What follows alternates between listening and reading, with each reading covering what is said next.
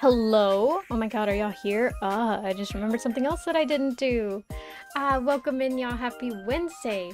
You know, the whole reason that I put these to like start late and stuff is so that I show up on time and yet I still manage to come late. So yay me. But to be fair, it's only 1 minute. It could be later because there's still stuff that I have yet to do. Yay. Oh my god, I'm gonna be catching up with Inktober though today because I did not do what I needed to do and now I'm late on a lot of stuff. But that's fine, right? I mean, it's not. It definitely could be better. And hopefully this will serve to like, I don't know, convince me that, hey, maybe don't put off things to the last minute. And it's really not that. I was doing stuff today. It's just I didn't do what I was supposed to be doing. Like, for example, I was going through a bunch of like old stuffed animals and I cleaned a bunch of them, you know, had a whole cleaning moment. But the thing is, right, and maybe you'll come to find this out later on, when I start cleaning and I get really obsessed with cleaning, it's because I'm procrastinating other stuff. Welcome, Night Lurks. What do we have going on today? It's gonna be a little bit of a surprise, a non-traditional art day. I'm catching up with Inktober. Brick wall, I'm your worst nightmare. Welcome in, Antonia. Welcome in, Cheddar. How are y'all? How's y'all day been? Hope y'all doing well, and if not, I hope y'all get better because that's all I can do. Let me go there, do that, and then look for this. Let's see. Yeah, okay, it's should be that one. Yep, there it goes. Okay, cool. I painted my nails like 15 minutes before stream, and it took a lot longer than I thought. I was also chilling in someone else's stream, so definitely putting off stuff. Kids, don't procrastinate. I know you're gonna do it anyways, but just remember all the times that I told you, hey, don't do that, and be like, I should have listened to them. They spoke from experience, because I do. I always put stuff off to the last minute, and then I regret it, and then I'm like, oh man, I can't believe I'm regretting it. Like, no, it's ooh, secrets? Somewhat. It's just a non-traditional. It's not like anything completely new, unfortunately. But it is something that I don't do, or I haven't done before. But, well, not specifically this, but something very closely related, yes, I have done. So yeah, it's gonna be somewhat brand new, so yay that, right? Trying to like remember what else did I forget. I remember now. All it takes is me like saying it openly, and then I'm like, oh, you know what? I remember what it was. Including that, I forgot to put the music on loop. Oh man, it's new for us, at least me. Yeah, it'll be new for y'all. Yeah, well, I suppose that's always true, because, well, there's some things that I haven't done at all. So I guess one day we'll have something where it's... Oh, what is this? Oh, that's cool. Anyways, where it'll be like something completely new that I've never done. I'm late. Posting on Twitter the thing that did I schedule one already? Let me double check. No. Okay, good. I'm late. Exclamation point, enter, paste the link, and there we go. Hey, how's it going? Hey, Radioactive Penguin, how are you doing? It's going pretty well. All things considered, considering that I'm late and stuff, but to be fair, like, this one required less setup, that's why I allowed myself to stall just the tiniest bit. I have, okay, so I went through this old bag of plush toys that I had whenever I was younger, right? And I opened them up because I've seen a bunch of videos of like how to restore them and stuff, or not really restore them, right? But just like give them a good cleaning, you know, you open them up, you take out all the stuffing, you wash the outsides, and then you restuff them with like better ones so that they don't have that like old smell anymore. I did that today with 3 stuffed animals. One of them was a unicorn pillow pet because I had one that I loved so much whenever I was a kid. And I procrastinated doing this for like months, okay? So I finally pulled him out today.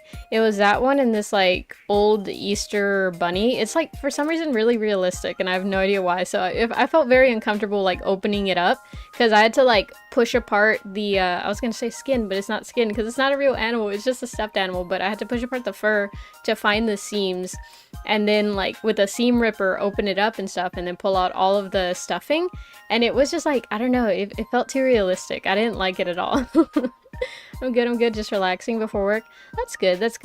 I always take a moment to breathe. I know I do that like at least once a day. Usually in the morning whenever I wake up, I'm like, okay, I'm gonna sit in bed and just chill for like just the tiniest bit, and then I'm gonna worry about everything else. But yeah, I opened them up, and the same thing with the pillow pet. And then the last one was a teddy bear. And funnily enough, right, that teddy bear I'd always remembered because of how soft it was and the fact that it always smelled like baby powder, which I thought was so weird because like we didn't, or like we did use baby powder, but not as often as to where the teddy bear should always smell like, you know, what's it called? Baby powder? I was gonna call them talcum powder, but like who calls it talcum powder? Old people call it talcum powder. Powder. So I was like always confused as to why it smelled like that. And as I was looking up, like, do they still sell these? Like, is there a way that I can just like buy a new one? Because I think it would be cool, right? I found out, and also while opening it, that they sewed in these scented beads at the top of the head for it to intentionally smell like baby powder, which I thought was crazy. I'd never considered that. So I took out the beads. I was about to call them seeds. They don't smell that good anymore. I mean, they don't smell bad. They just don't like smell that good. They're not that fragrant anymore. So I'm gonna replace them with like the scent beads that you can put inside of the dryer, or not the dryer, the washer. The little like beads of, it's like soap, I guess, but it's like they have a bunch of different scents and stuff, and so my dad always uses them in laundry, and so I think I'm gonna like put a little bit of those, because I tore open the little baggie that it had in, or because okay, it was a sewn pouch, and then inside was like a little like tissue kind of paper bag, and it was like pressed together to where it wouldn't open, but I tore it open because I was like, what is this? I thought at first it was just like silica beads or silica gel beads, but no, I know what those feel like, and it was not that. But yeah, it was just like scented things, so I thought that was weird. So I called my mom and I was like, hey, did you know this and that? And my mom, I don't know, she sounded kind of disappointed. She was like, oh, I thought you were gonna call me and tell me that like, oh, it turns out this teddy bear is actually worth a lot of money. Like, no, either way, that wasn't important for me. I just wanted to get them cleaned up because I miss my teddy bears. But yeah, they were dirty. It was sad. Like I just like gave them like a quick little scrub. I got out the laundry detergent and I was like literally just in a sink just washing them, and the amount of dirt that came off was embarrassing. And it was not like I'd left it outside. I wasn't like a wild kid that took it to the playground and stuff. It was just, I don't know, I guess natural dust incursion. It's cold outside. Yeah, it's getting colder nowadays. Isn't that awesome? I'm so happy. It's also been like so weird because I'm getting that kind of like what's going on. Because, okay, so it's been like 90 degrees and stuff, right? And then all of a sudden it went to like 60, 70 degrees. It's like, oh man, I forgot we're getting near fall and stuff. Because the thing is like, what is it, like August comes around and you're like, oh man, we're in fall, and you spend, or at least me, I spend so long trying to convince myself like, yeah, we're in fall, it's fall time, and it's so hot outside. So eventually I just kind of give up on convincing myself that yeah, it is fall, and like eventually I just stop and I just kind of like acceptance, like, it's gonna be hot. Welcome in, Next, how are you?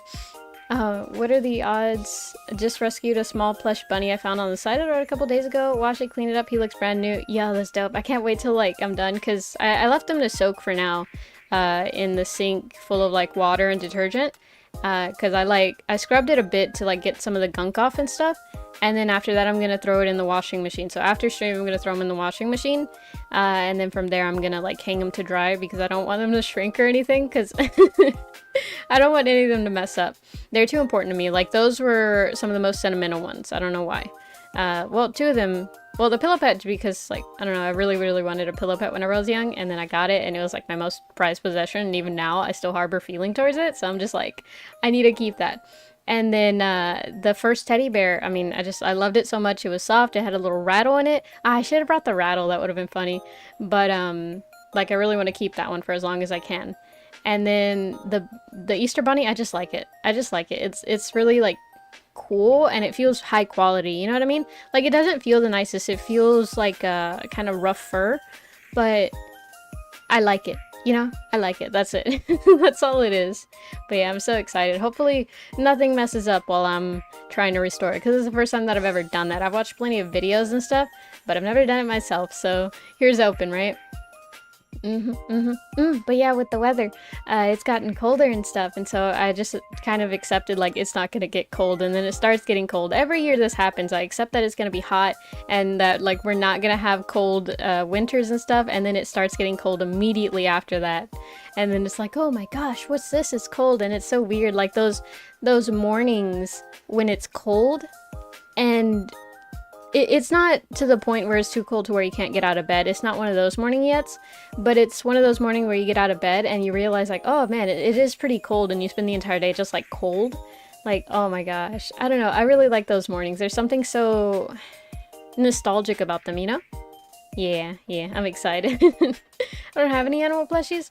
Oh my gosh. How do you sleep? What do you hug when you sleep? You don't like what do you do with your arms when you sleep? Unless you sleep on your back, in that case, like, well, no, even then, because if you just sleep straight, like, arms straight down at your side, it feels, like, too stiff. But if you sleep up, then I feel like, or at least me personally, right? I lose circulation in my arms if I, like, have them up. Not up as in forward, but up as in behind, or, like, to the side of you, but up. It's not the most comfortable spot, even though that's how I sleep whenever I sleep on my back. But normally I sleep on my sides and stuff, so I have to be, like, hugging something, because otherwise it, like, hurts. It's, like, very stiff. Ooh, Pep Live, let me get earphones real quick. I'm still reverse lurking. Wait, okay. Oh. Okay, something just clicked for me. So I always thought lurking was that you had the live open, and then, like, it would be muted or whatever, or you'd have the volume all the way down, but you'd just kind of, like, be there, right? In support. That's what I assumed lurking was, but now it's starting to click for me that lurking means you're not watching it, you're just listening to it, which blows my mind because I didn't know that. There, I'm actually watching the stream now. Yo, welcome in, fellas. How are you? Okay, I was about to sneeze.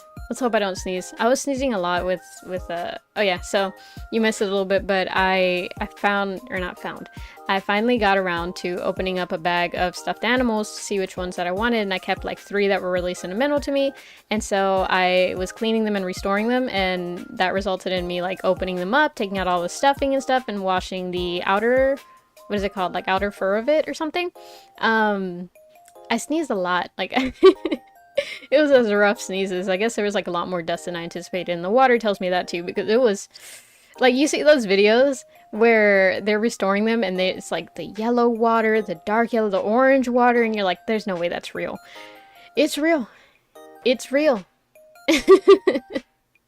Let's see, I don't have things to hug, only my pillow at least. Yeah, okay, see, the pillow I can get, but yeah, no, I'm definitely very firm on, you gotta have at least one stuffed animal, you know? Lurking was vid off, can have sounds on. Reverse is vid on no sound. Huh. Doing amazing, Pep. About to sneeze because you smelling the pepper. Yeah, kinda. Oh, man.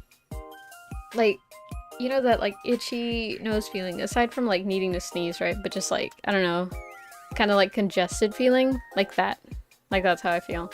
And so, if I sneeze, I'm so sorry. I'll try not to sneeze. But, you know, I'll do my best. We'll see what happens. Ah, man. But yeah, I've been thinking so much. I don't know, today it felt like such a good day, despite me feeling like I wasn't very productive, or as productive as I could have been, right? But it feels like such a good day, you know, because I went through memories. Oh my god. In the bag of stuffed animals, there was like a couple of other things that were miscellaneous that my parents had sent over, or rather my mom had sent over, and she was like, oh, you know, I'm pretty sure these are yours. And a couple of them were like textbooks and stuff, but I found this notebook, right? And along inside of it were these loose pages stapled together, right? I used to write stories and stuff, right? Not a lot, but there was like 3 notable ones that I could remember that I was like, wow, this is really good. This is a really good idea. I need to do something with this, right? So I saved the pages and I ended up throwing away the notebook that they came from. It's not good. I mean, it's not bad, right? There's definitely some interest here and there that I'm like, oh, well, this is actually like kind of a good idea. I like the perspective of this. I like, you know, where this would allude to, you know? But there's some parts that are just like, oh man, you were a kid and it shows. This is, you know, and I don't want to say cringe, right? Because everybody goes through like phases like that. And even then there's some things that it's just, I don't know, maybe aren't as attractive to other people, which can be considered cringe. Because like, I mean, I'm an anime girl online. I think to some extent I can be considered cringe, you know? But, I was reading that and it was like, oh man. Oh man, you've had a glow up for sure. I can't believe you just like literally put it in there. Oh my gosh, I rarely hug my pillow. My sister had a bear plushie, but it's gone. It's been years. Ah, dang. I hope y'all get like another one soon. I know like it's hard to kind of recreate that connection that you have with some stuffed animals, like whether it be someone important to you gives it to you, or just like one night that you go with friends and you get this and you're just like, oh my god, this is gonna be important to me for like a long time to come, right? Like I recently actually got one of those. There was this sewing, okay, let me go ahead and switch. It's already 16, but I'm gonna finish this too. And that's a surprise, it's a hand cam today because I gotta finish my Inktobers and stuff. Wait, let's see if it'll load. Okay, there it goes. Oh yeah, and then I gotta turn this on. There we go. But what was I saying? Oh yeah, there's this like crochet pattern that I had seen and I was like, oh my god, this is so neat, look at this. And I showed it to a friend. She was like, oh, actually I want to get back into crocheting and stuff, so I would be able to make that for you. And I was like, wait, for real? And she was like, yeah. And so she's gonna, or she made it for me, right? But this was like a year ago that she had said this, so it was like crazy to finally see it. And she made like such a big version of it. I'm in love with it, and so I know that I'm gonna hold on to it for like a good minute, you know what I mean? Yeah, best not to be too harsh. Be happy for the glow up. It would be cringe to refuse to get better. Exactly. I have this very cute bird plush. I can't cuddle in bed because, excuse me while I while I mess with the camera. Oh man, I should have fixed this later, or fixed this sooner rather. But it is what it is. Which way is right? That way is right. Okay. I have this very cute bird plush that I can't cuddle with in bed because it's white. It's called Shima Inaga, or long-tailed tit, or cotton bobbird. Oh, I know exactly which one you're talking about. In the Minecraft server, which by the way, if you join the server, you can get access to the Minecraft server that we have, right? The community server. There's a bird in there. It's a part of the mod pack. And so that, I know exactly which bird you're talking about. That's just what I was trying to say. I lost track of it. Okay. So I sketched out a bunch of the other ones. Y'all get to see the sketching process in the, whatchamacallit. What is it called? The video yesterday, the short yesterday. But yeah, I sketched out like a majority of them. Man, you can't even see. I just like never got around to inking them because I went to like spend time at my my family's. So I just kind of like put off doing this, which I shouldn't have done. Oh man. But yeah, it'll be fun. So I'm gonna sketch today's and yesterday's, I guess. Yeah, because I'm behind by 2 days now. What is this? This is eraser stuff. There we go. So y'all gonna see, like, this is my artist pouch, right? This is where I keep most of the things that I sketch with. It's not in the best condition because this was a traveling thing that I didn't clean. So do, you know, I guess proceed with caution. I have like a bunch of little materials here and there. I have a detail eraser, I have pins, I have more pins, I have erasers, I have pencils. It's mainly just pens, pencils, and erasers. Like, there's a white gel pen. I can write. Let's see. I couldn't see yesterday's live. Oh, no worry. Yesterday was a, what was yesterday? Oh, it was Liminal Space, so you didn't miss too much. It was kind of funny, I think. It's cool, literally. Yeah. Where did I leave my eraser? I should have another one in there. There we go. But yeah, it's a little dirty. It's not the most cleanest, but mainly it's just the graphite, you know? Like, oh well, you can't really see it. This light does not do it justice. I mean, I guess you can see it on the cable. This is supposed to be a white cable, and well, that's not even white paper. But like, I guess compare it to the light reflection, you can see it's very clearly not white.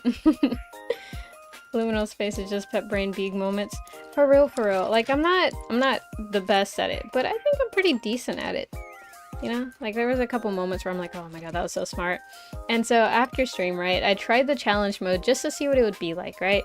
I'm so glad I chose the like commentary thing and not the challenge mode. I don't know if y'all knew this whenever y'all decided like, oh no, do the commentary mode instead of the actual thing.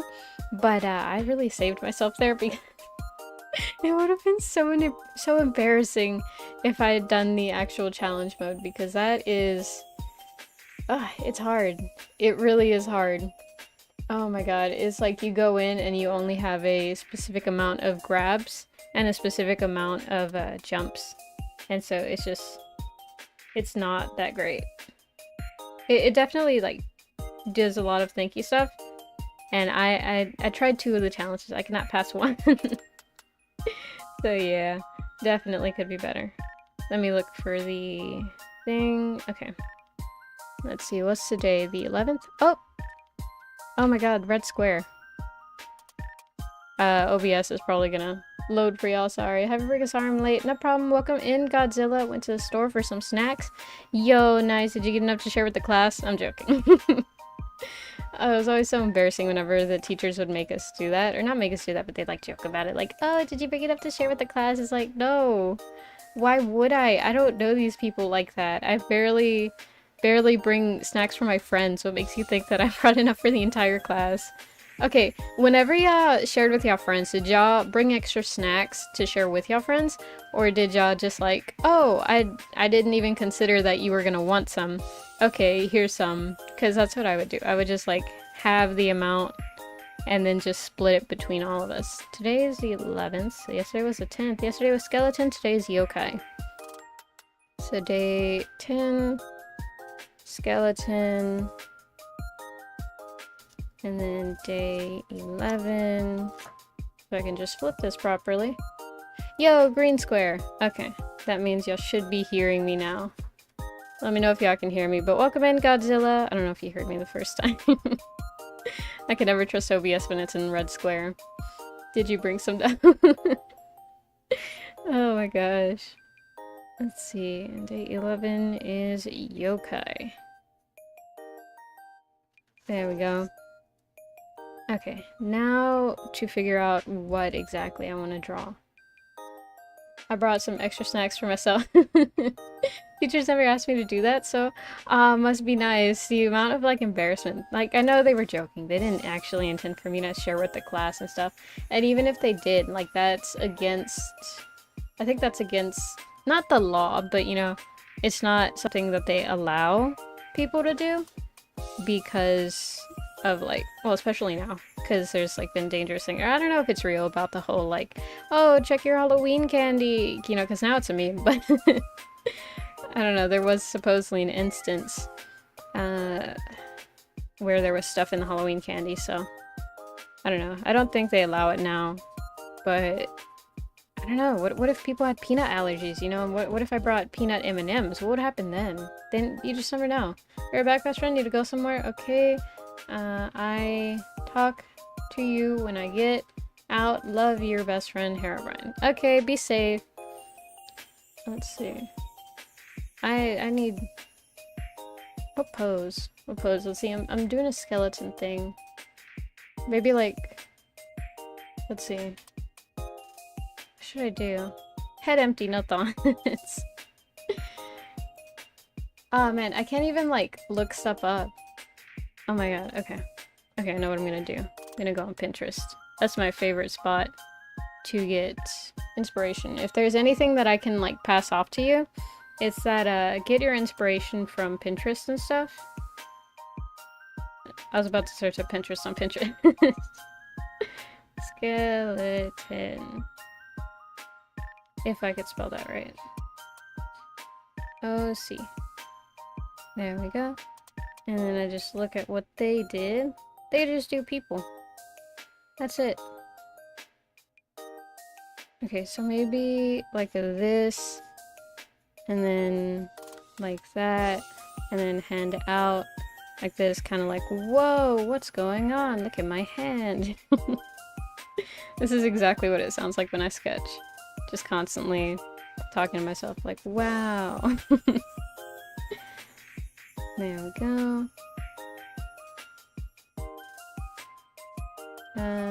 leg that way. And then leg forward to hold the weight. Where's the weight of this line? It's actually going to be here, because that's going to be the weight.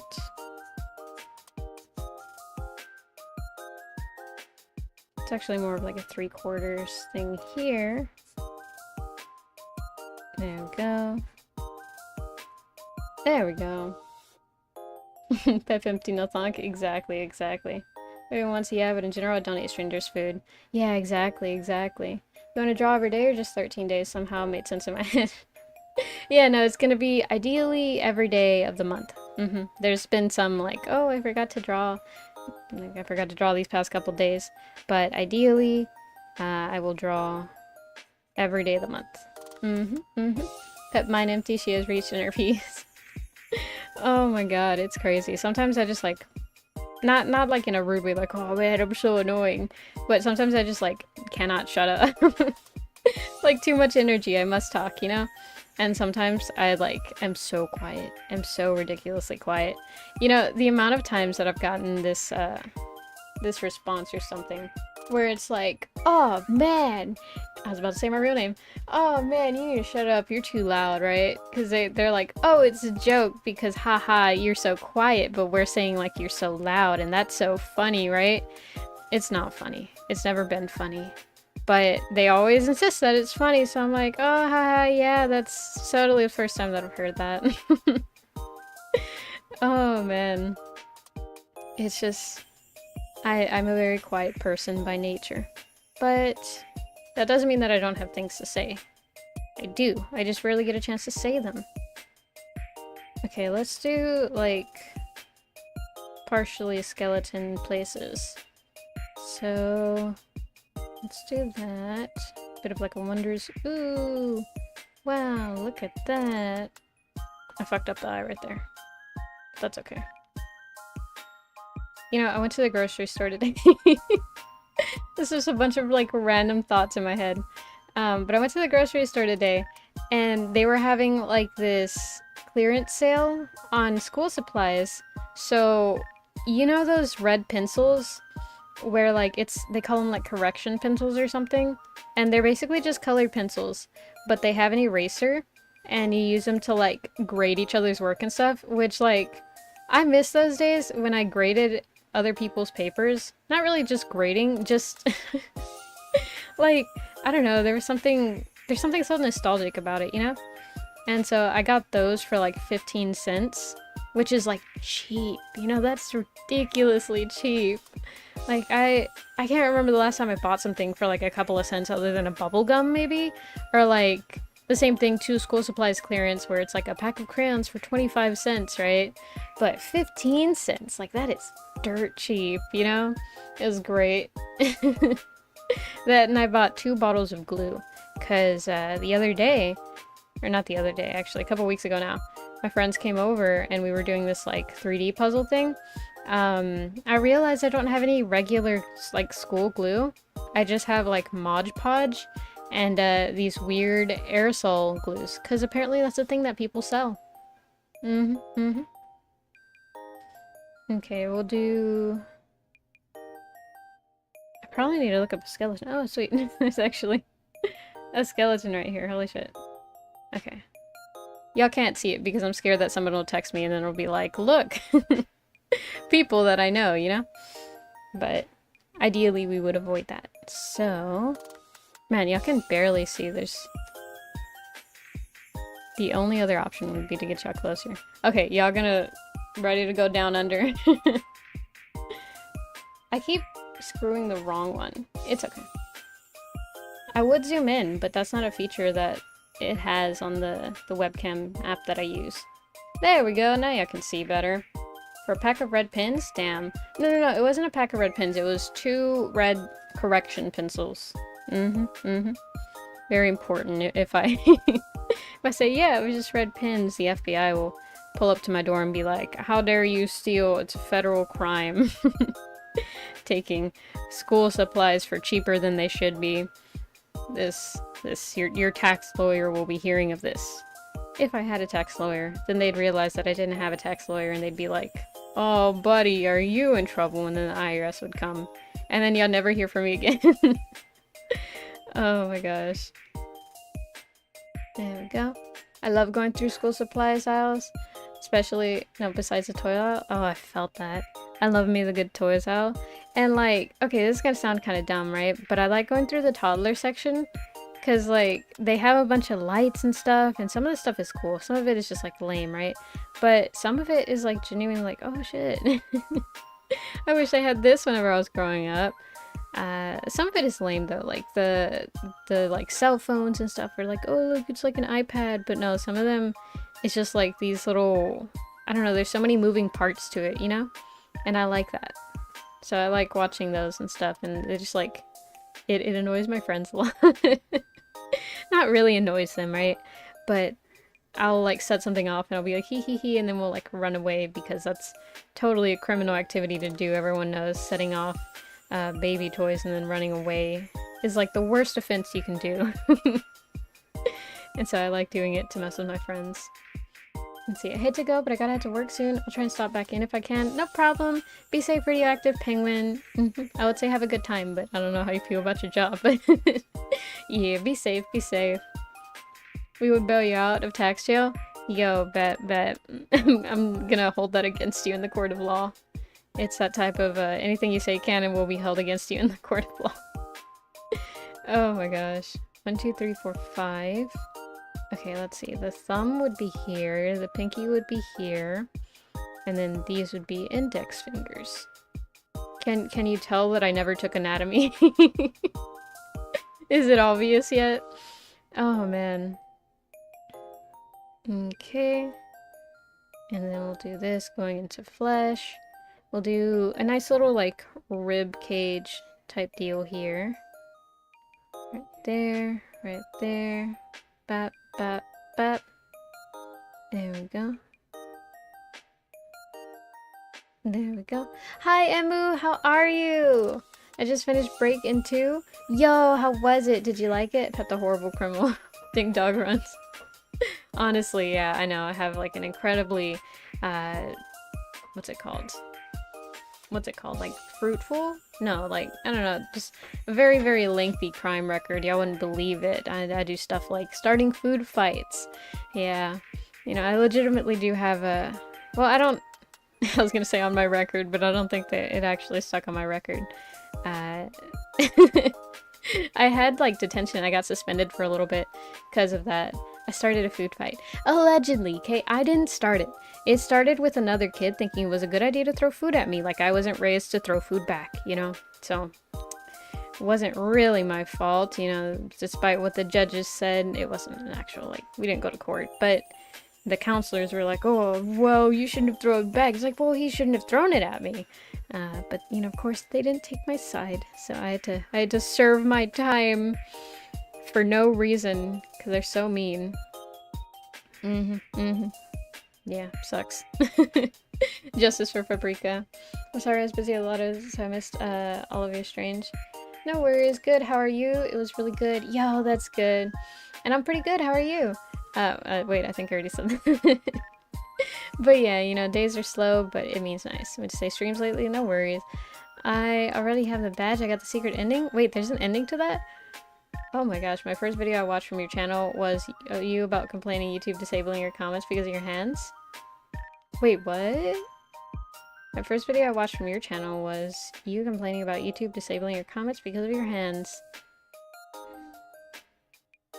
Was that... Okay, I have such bad memory, right? So like, do bear that in mind. But also, I don't remember that? Does anyone remember that? Is there more to that story? Am I crazy, or like, are you talking to someone else? Disabling my comments. I know TikTok did something like that, where they disabled a video because I was telling people like, hey, I'm live, go check me out on TikTok. Well, not TikTok, on YouTube, and you know, TikTok's like, hey, you can't actually do that. You're not supposed to advertise other platforms on our platform. And I was like, oh, okay, and I still do it. Nobody told TikTok, but I still do it. But yeah, I don't remember that. Let's see. Waiter gives food. Bon appetit, me. You too. Wait. Oh my gosh, for real. The amount of times that I've almost said I love you too. To like the customer call representatives. Because they're like, okay, bye. And I'm like, okay, bye. And I'd always say like, okay, bye, love you. So like, oh man, it gets embarrassing. It gets embarrassing. One of these days I'm gonna slip up and I'm gonna say I love you and I'm gonna end up in a non-committed relationship with a random call representative because I couldn't help but say I love you. Or maybe I'll start saying it. Maybe I'll take ownership of it and be like, I love you.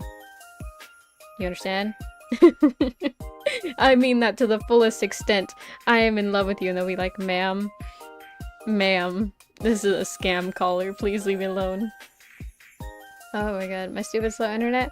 No worries. We all have that issue. It's plagued the entirety of, I would like to argue, society now.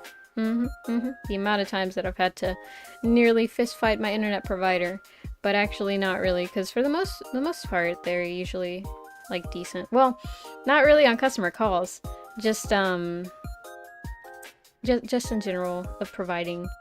I'm lucky to have not the best, right, but a pretty good internet connection, I would like to say, but then the amount of times that it's disconnected from the YouTube is not good. It does not it does not help my case.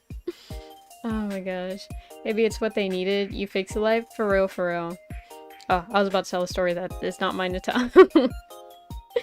Oh man. But yeah.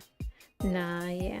It's I think ideally, right, it would definitely like let someone tell a good story like, oh, one time I had this caller and they were like, oh, bye, love you, and then, you know, I was like, wow, that's crazy, nobody says that, you know, and then they'll be able to tell that story like, yeah, one time I had this random customer fall in love with me because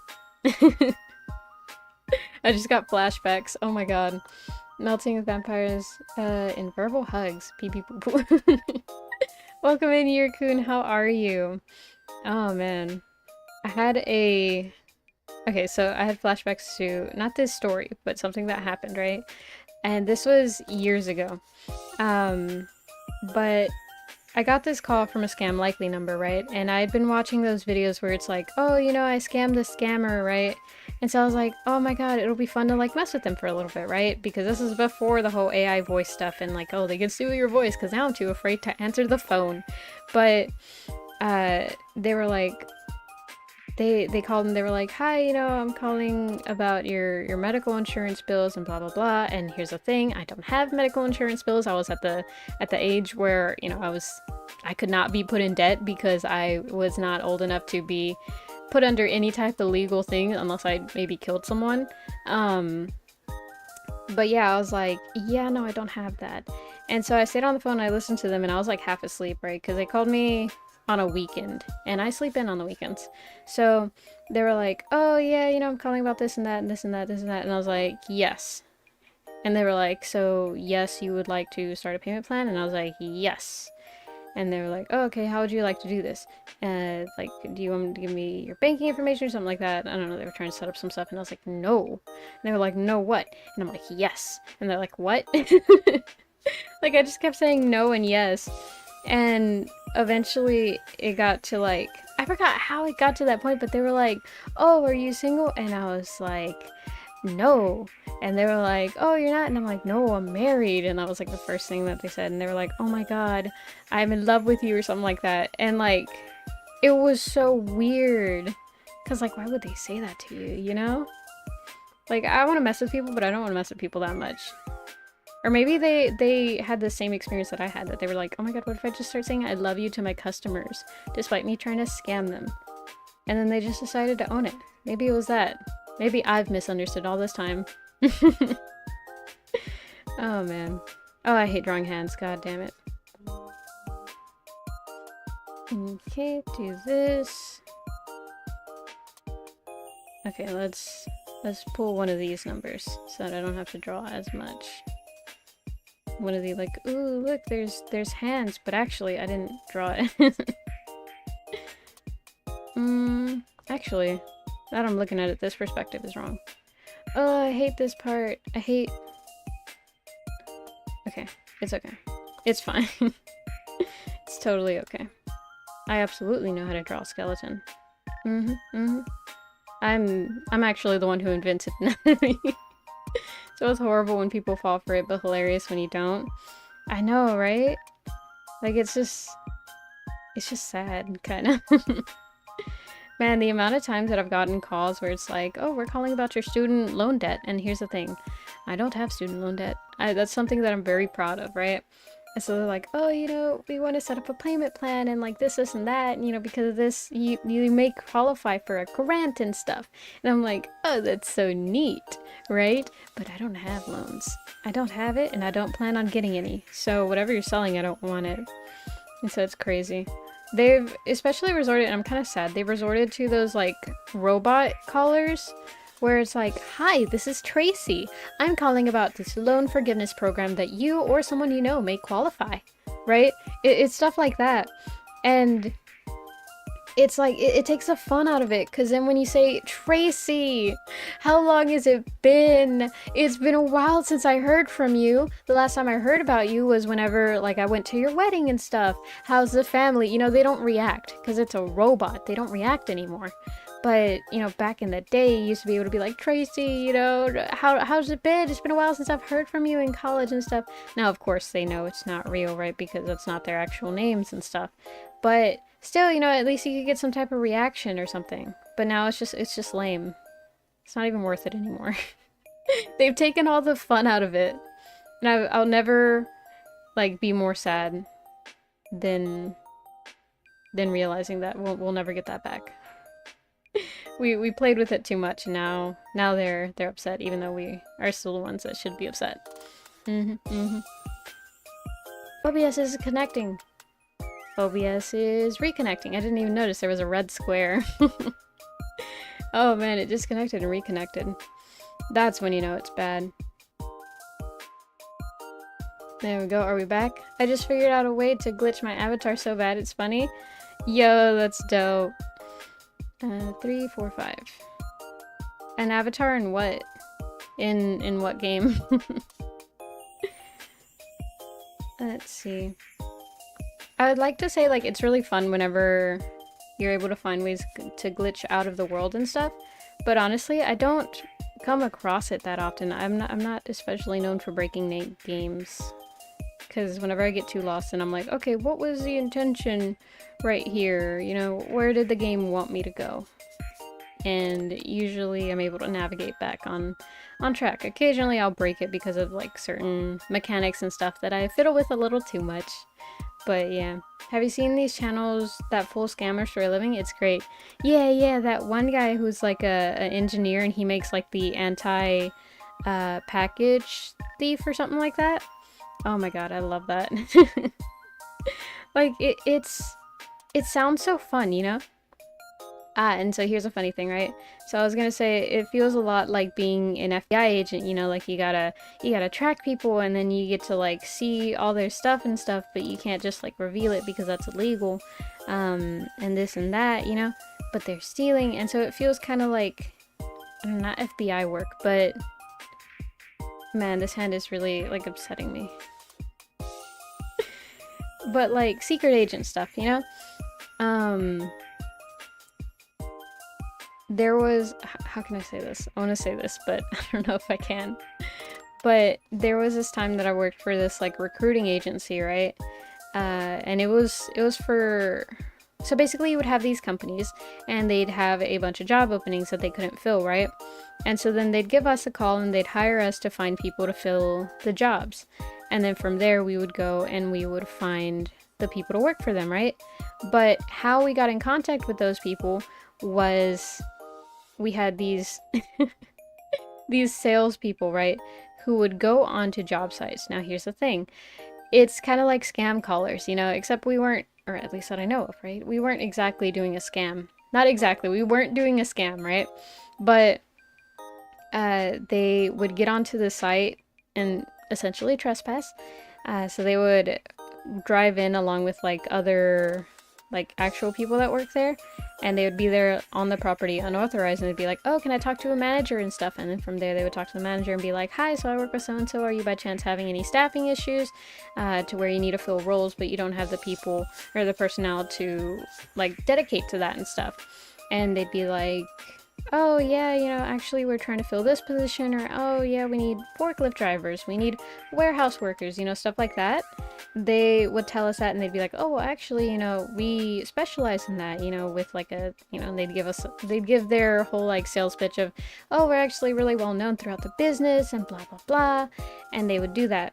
And the thing is, I never considered how the salespeople work, but the recruiters, right, which is the ones that I worked closely with, because I was just like the office girl, but they were telling us, and one of them was like, I want to do it, it looks so fun.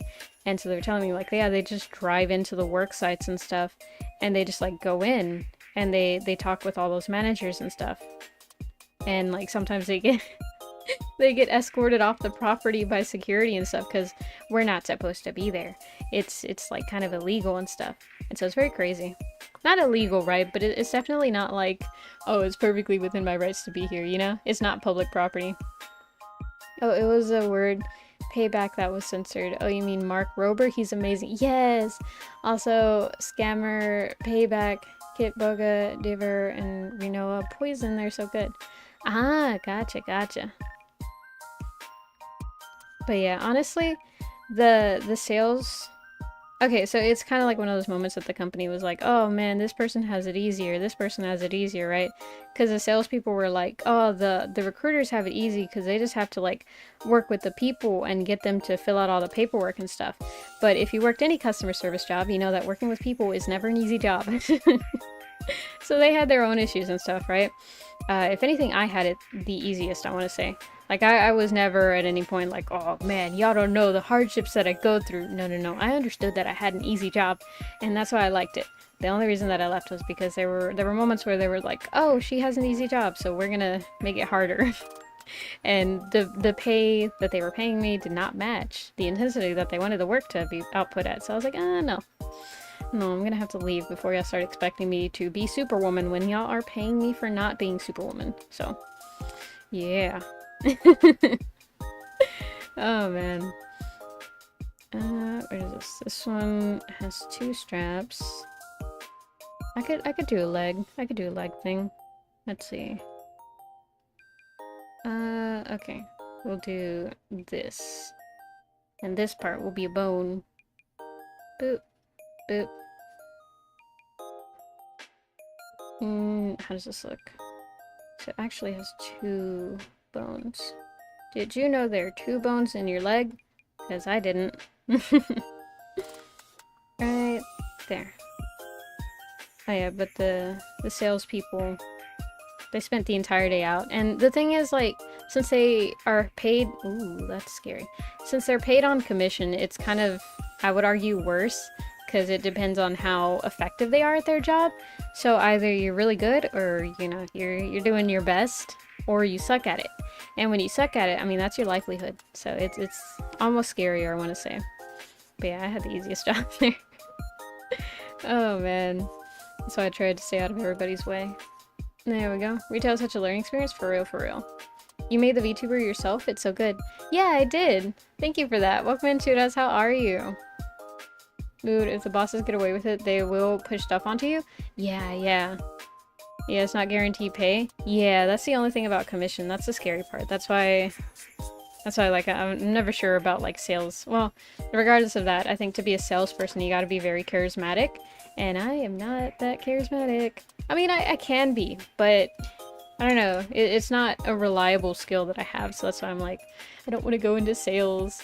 So they're like, oh, data analyst, and then you gotta learn how to be an analyst and stuff. And it's like, I don't know how to do that. Oh man, excuse me while I take a sip.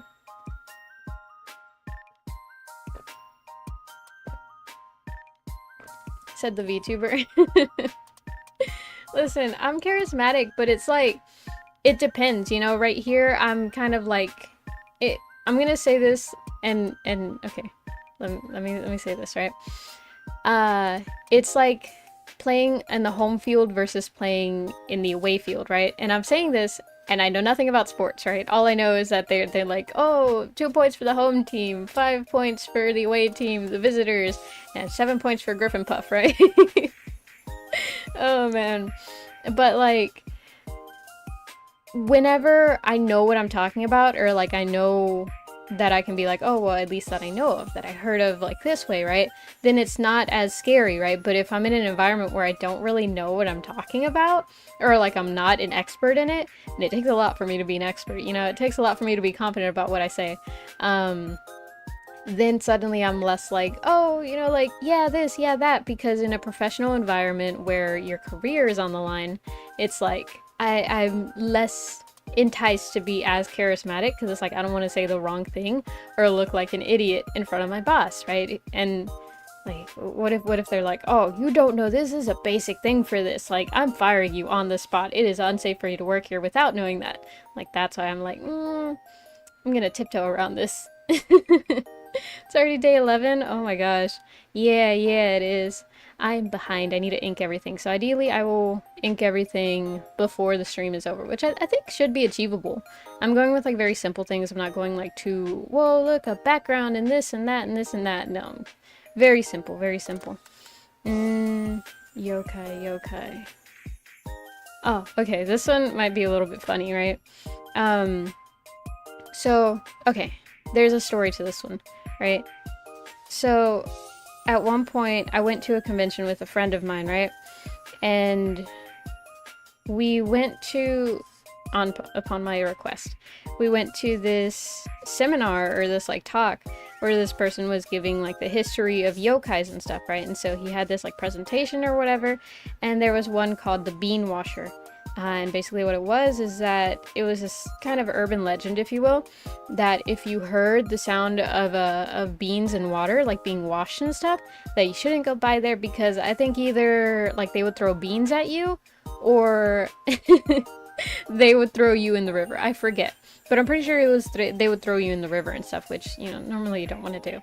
And I think actually a way to get rid of it was that you were supposed to throw beans at them. I don't exactly remember, but it was something like that, right? And there was a couple of other yokai, but there was a whole presentation that we went to specifically because I was like, oh, doesn't that sound interesting? And they were like, I guess. And so we ended up going to a seminar. Oh wait, but that's gonna be me in an environment. It has to be something more fun. Story time, exactly. Just came here to say bye and then leave again. Okay, bye, be safe. You know, if you were to get gone, you didn't need to come back to say bye. But I do appreciate the thought, though. It means that for a second you were like, you know what? I should say bye. And my family would respect that. Yeah. My family doesn't exactly consider it rude, but they're like, you know, you'd always got to be polite to your elders and stuff. And not just your elders, but like your entire family and stuff. And it's rude to leave without saying goodbye, and that's why I always say goodbye to like whoever I talk to, because I feel like it's rude if I just like leave without saying anything. Let's see. What type of yokai are there? Let's see. Nipedo, giant mass of pungent flesh. That's disgusting. Kitsune. Oh, that's cute. I know a lot of VTubers are that. A kappa. That could be something. Did y'all see? Okay, there was an anime, right? And I don't know the name of it, but it was like Kappa Kids or something. And it was these like 3 kids, and they went to like a shrine and they got cursed or something to where they could turn into Kappa. The animation and just like in general, it was so weird how they transformed and stuff. That's all I have to say, right? Just probably look up weird Kappa anime or something like that, and it'll pop up. But it was so weird, so weird, and I just remembered it. Let's see. Okay. Trying to like see what I could draw for yokai. I'm not really sure. I guess just like flames and stuff, I guess. I might just like take it easy and go with Kitsune. Kitsune. I would like to do something more special. Oh, okay. Maybe? Should I? Okay, let me try that. That umbrella yokai. Well, it's just like a yokai. I don't think it really has a name. It's whenever they've like possessed something. I think it's just valuable or something really, really old. Because I know that's a yokai too. When something's really, really old, there's a chance that it becomes a yokai. Just because it's really, really old. I guess there's just an age requirement. I'm horrible at giving ideas. No worries, I'm horrible at thinking of ideas. So we're like basically in the same boat. Oh man, like I was gonna say I hate it, but I don't hate it. But just when people are like, oh, can you help me come up with a name for this? It's like, oh, I don't know. Because all my names are like, the names that I always end up using for things usually like have some type of meaning to it, you know? There's like a reason that I came up with that name. So it's like, it's hard for me to just come up with one on the spot because usually I need to know something about it or have some type of like, not understanding of it, but just like, oh, like I know this about it, I know that about it, and then that's why I end up naming it the thing that I do. Okay, let's do one of these.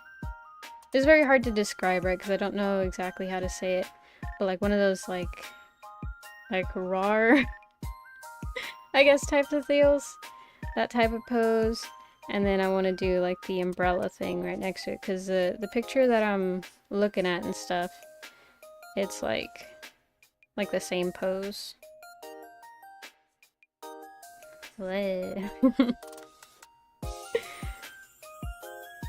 Good tongue action going. Oh man, ignore that I said that, please. Oh man.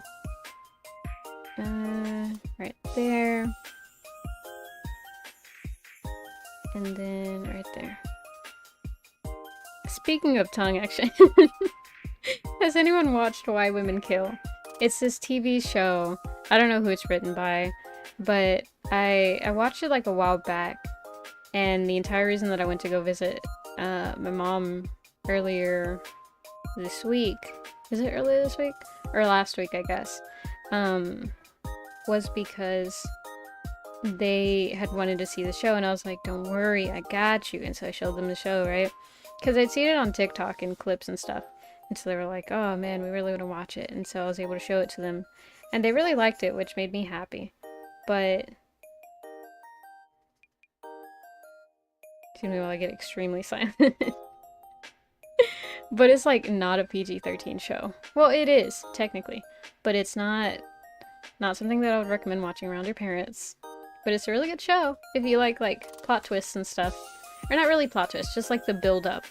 And just like, what's gonna happen, what's gonna happen. I got to see it all again with watching it with them. And so it was like, it was really funny. I love watching shows that I love with people who don't know what's gonna happen. Because then it's like, I get to relive the moment all over again, you know? Let's see, yeah, the more Buddhist ideas are less about gods. Not like there aren't, but it's more about spirits and how to be aware and thankful about everything. There's many personifications and living objects. But yeah. I had to take a moment to like remember what I was saying. That's a very common thing that I've noticed. I feel like streaming has made me much more aware of little habits that I have. Like, for example, I trail off on I a lot because I want to figure out what I'm saying because I know what, not really that I want to say, but rather the idea that I'm trying to get across. So it's like, okay, what are the words for that? And then I have to stop and think like, okay, so this is typically how it's said, you know? There we go. And then foot like that. And then I've also realized that I constantly have like 2 voices going at the same time. Not voices, right? But like in my head, it's narrating what I'm doing so that I make sure to finish it. And then also it's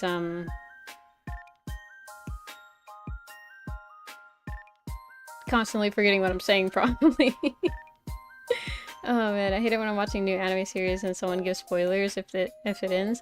For real. Oh man, I never want to like spoil anything, so I always have to be like that kind of mysterious, like, oh, I guess we'll just see what happens and stuff. And like, it's so funny because like I realized whenever I was watching this show with my family, because it's not really a murder mystery, right? It's just kind of like a drama mystery, I guess. the entire time, because you know throughout the show, right? The show is called Why Women Kill. So obviously, like, these women killed, right? But the whole point of the show is like, why? And so it introduces you to all the characters and stuff. And my family, I don't know, they're so fucking smart. Like, they were able to guess and stuff. Oh, like, this one's gonna do this and that. And of course that went through like a lot of trial and error. They were like, oh wait, no, this one's probably gonna die, no, this one's probably gonna die, and stuff like that, you know? So it's not like they were like 100% effective, but it's just like the fact that they were able to figure it out a couple episodes before the ending, which is like, how did y'all know that? I don't think I knew that. But of course I didn't tell them whenever it happened. I just like quietly sat there and just listened to them theorize and stuff. But it's like, how the fuck how the fuck did y'all do that? Oh man. Ah, there goes the graphite stains. I wonder if I have graphite on me yet. I always end up with what do they call it? Lead? I guess it's more lead than graphite, huh? Is it? I don't know. What's the difference between graphite and lead? Is it not the same thing? Pitching shows with the driest poker face, but also wanting to get them hyped for the show. Balance. For real, for real. Welcome in, Sleepy. How are you? How's your day been going?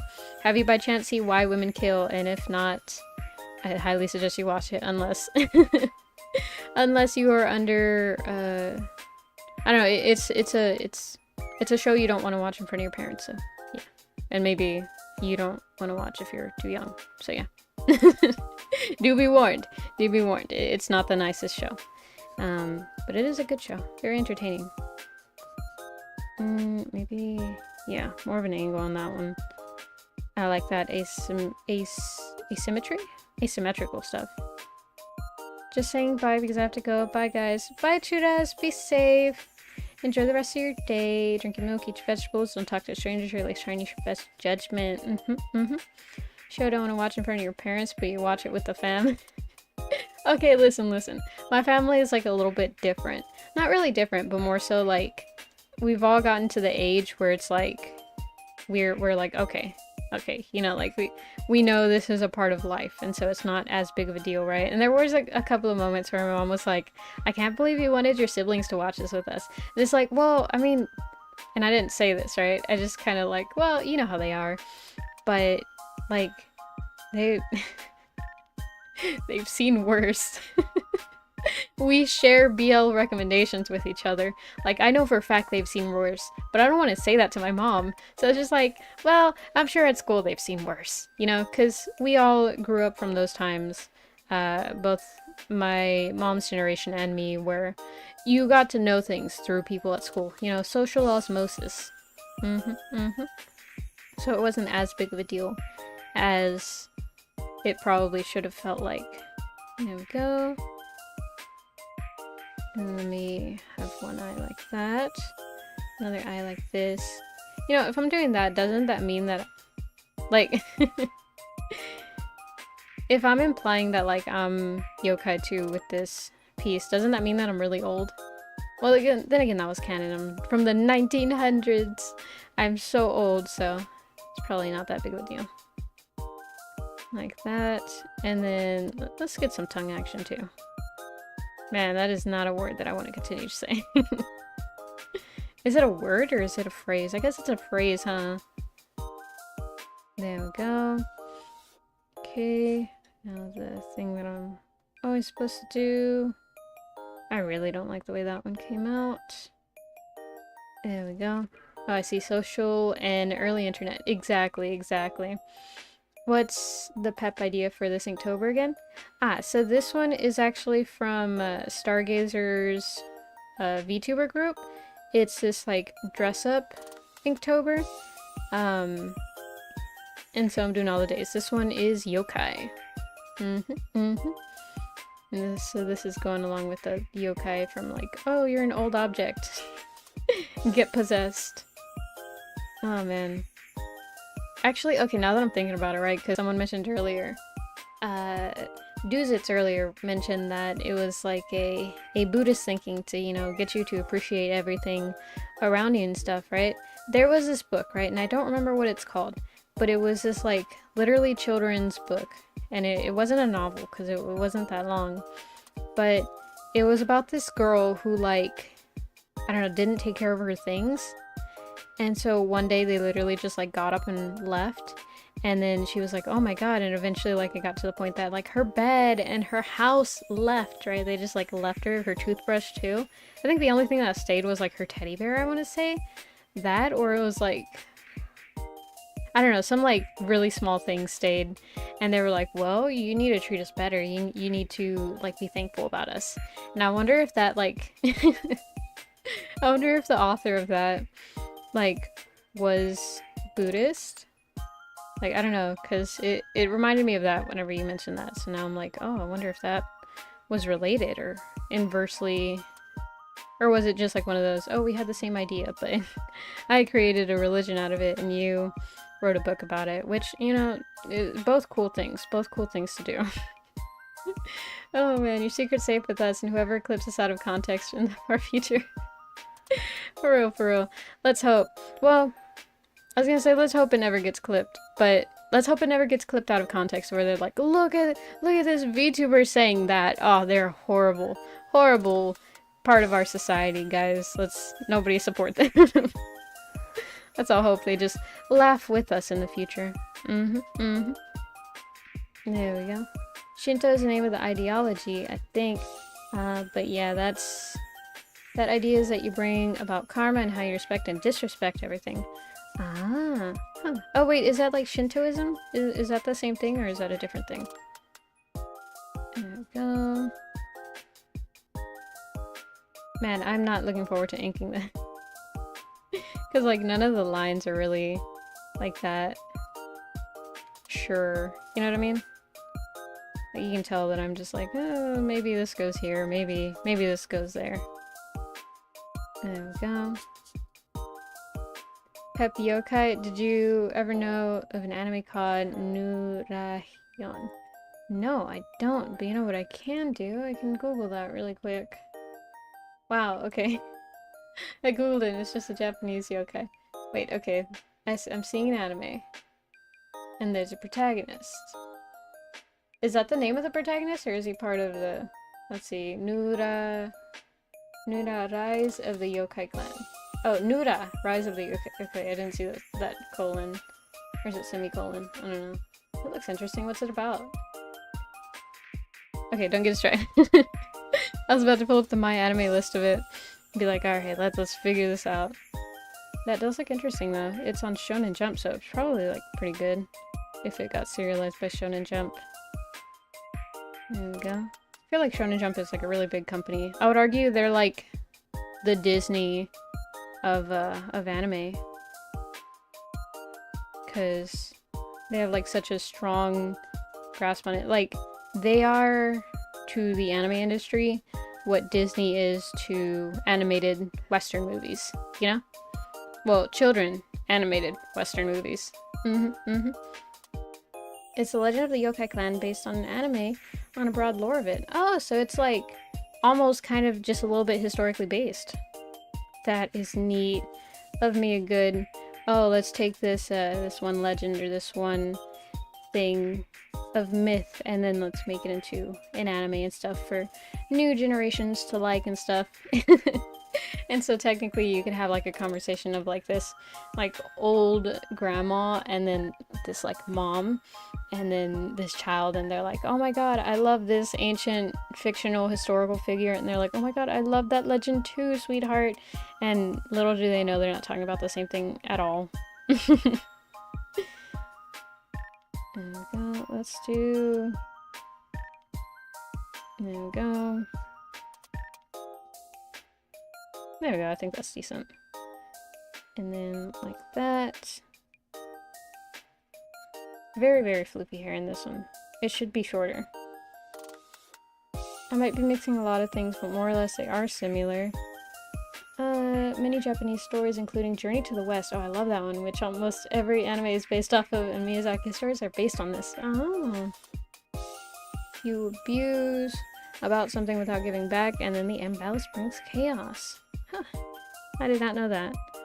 But actually, yeah, now that you mention it, Journey to the West, there's like a lot of those elements found in a lot of anime and stuff. And especially, I was gonna say recently, but now that I think about it, it's like a couple years ago now.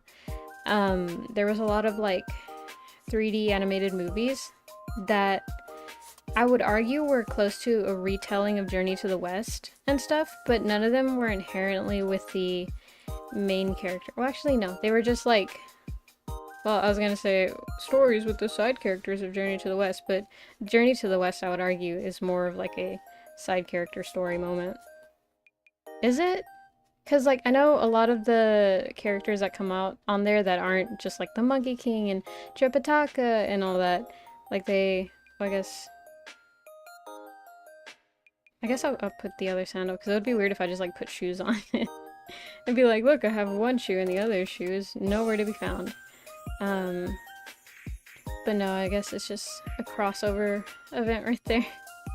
Bunch of different characters in that myth, like Neja and Buddha and shit, I don't know, a bunch of gods and stuff. That one smart god with the lotus, and man, I do not know a lot of their names.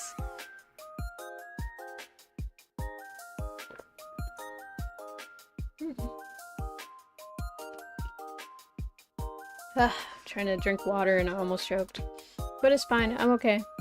Princess Mononoke and Spirited Away embodies Shinto to a T. There's no evil, only imbalance.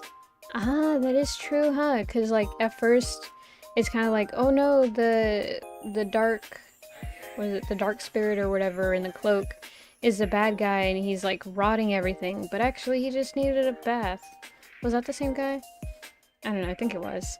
And then he, like, helped Rin, but then he was bad because he was stealing or something? I don't know, he was trying to bribe, but then he just like went along with her to get this back.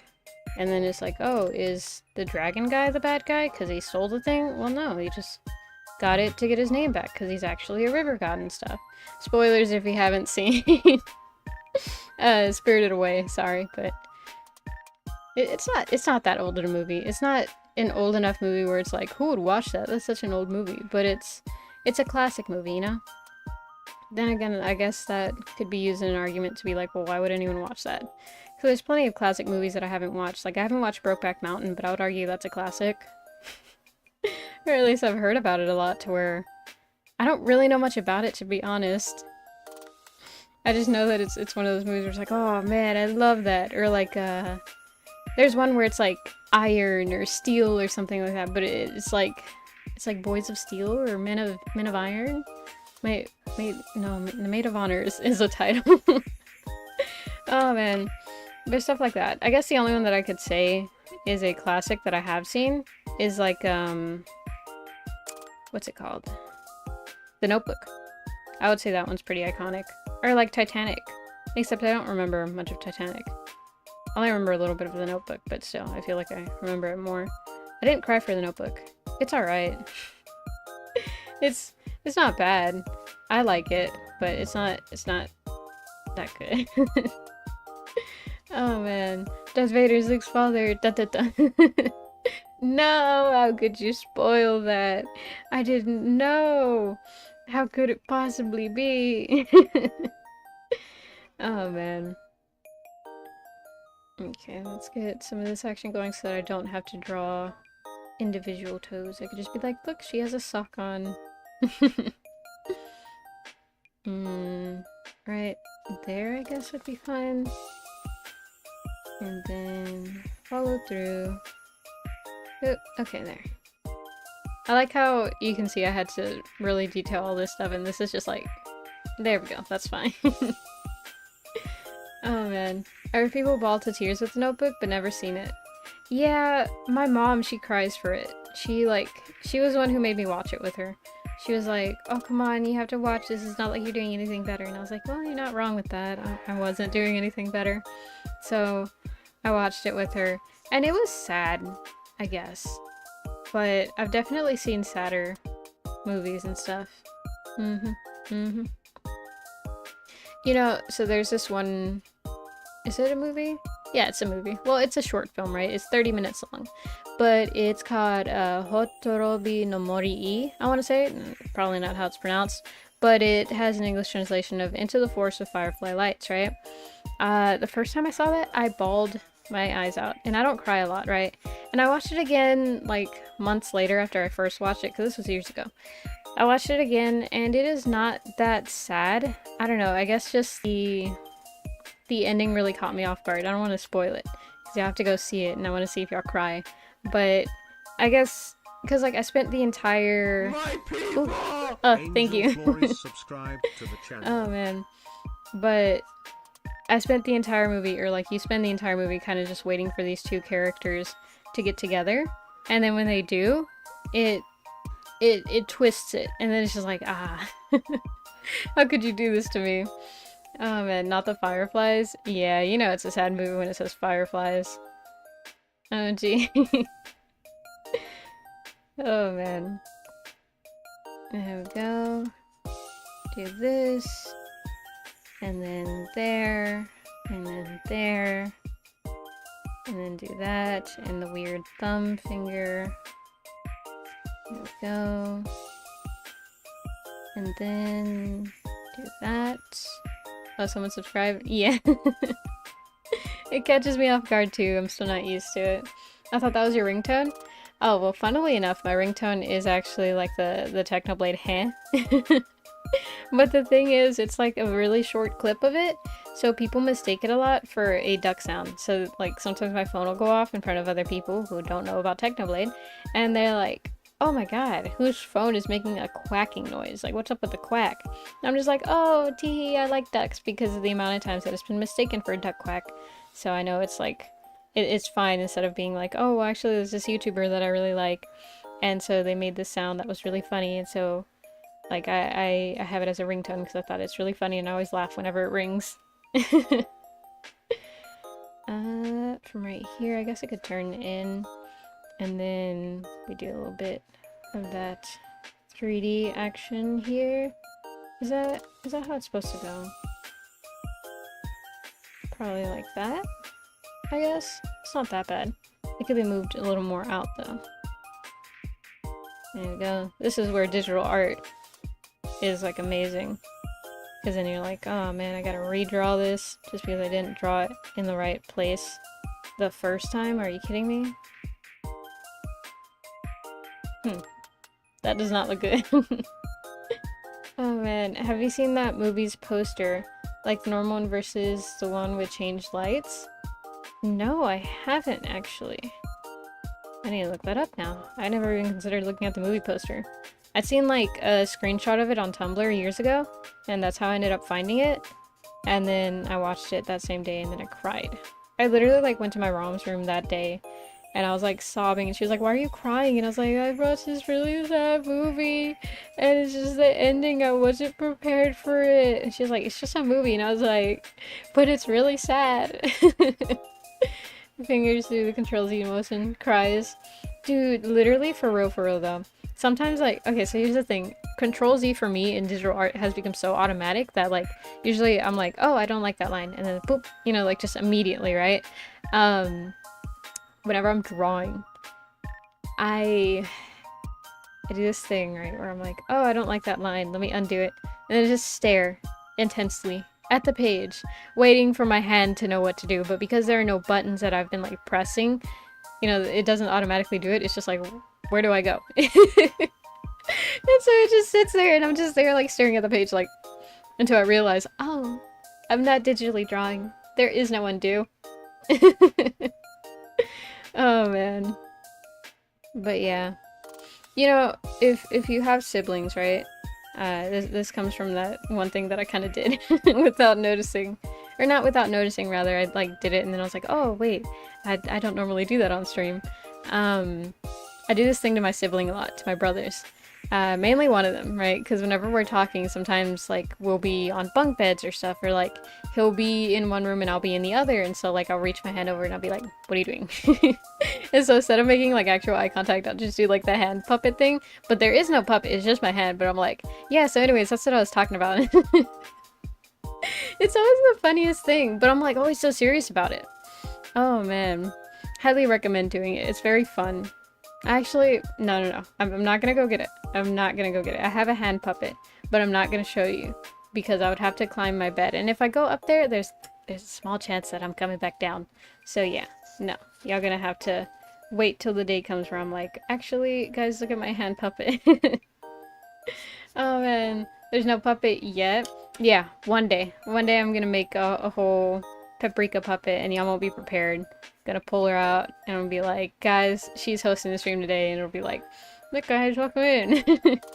I forgot I have the VTuber sync to audio stuff, so I was trying to like close my mouth and talk, but because the mic picks it up, it won't do it.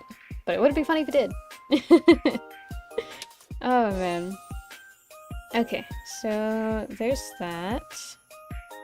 Okay, that should be good. And then now we go back from the beginning. All the way back. More. As you can see, I'm like more than a couple days behind. Oh yeah, like here was my planning stage for the zombie one, but I ended up going with this one, the stick bug paprika. I didn't notice how much it looked like the stick bug dance until after. I wonder if there's a way. Hold on, I want to see if I can flip it and then do a stick bug dance. Hold on, just bear with me while I get distracted. There it is, stick bug time. Oh wait, I can't. I can't do it as fast as I wanted to. Dang it. And then, nah, let me not flip it anymore before I break it. Oh man. It's okay, you can stream from 20 feet away, right? No, I would have to go all the way back up there, and then we could no longer continue the hand cam. I wouldn't even be able to do like something from my bed, because the computer's all the way down here, so I'd have to like either have Bluetooth keyboard and mouse up there, or just no stream. Sag. Okay, let's do a full tour, right? Because I need to find the right pen that I was going to use. I could have swore I brought it, but I don't see it. So here's a tour of what I carry in my travel case. A pen nib, because I broke my favorite pen. So there's that. Eraser cases with like barely any erasers. Is there only one? There's only one. I think that one's... Is that even one? Yeah, that is one. But it's a used one. Why do I have a used one in there? What else? What is this? Some type of rubber? I think it's part of the eraser. I could be wrong. Did we just see stick paprika? You did. 1, 2, 3, 4, 5. 5 regular wooden pencils. We got HB. We got 2B. We got... Oh yeah, this mechanical is actually a 2B one. I think it says it right there. It's a 2B one. That's why it's so dark. And then regular HB pencils. And then we got a pen, a pen, a pen, another pen, another pen, another pen. Oh look, another wooden pencil. This one's what? A 2H. This one's a hard pencil. There's always only one.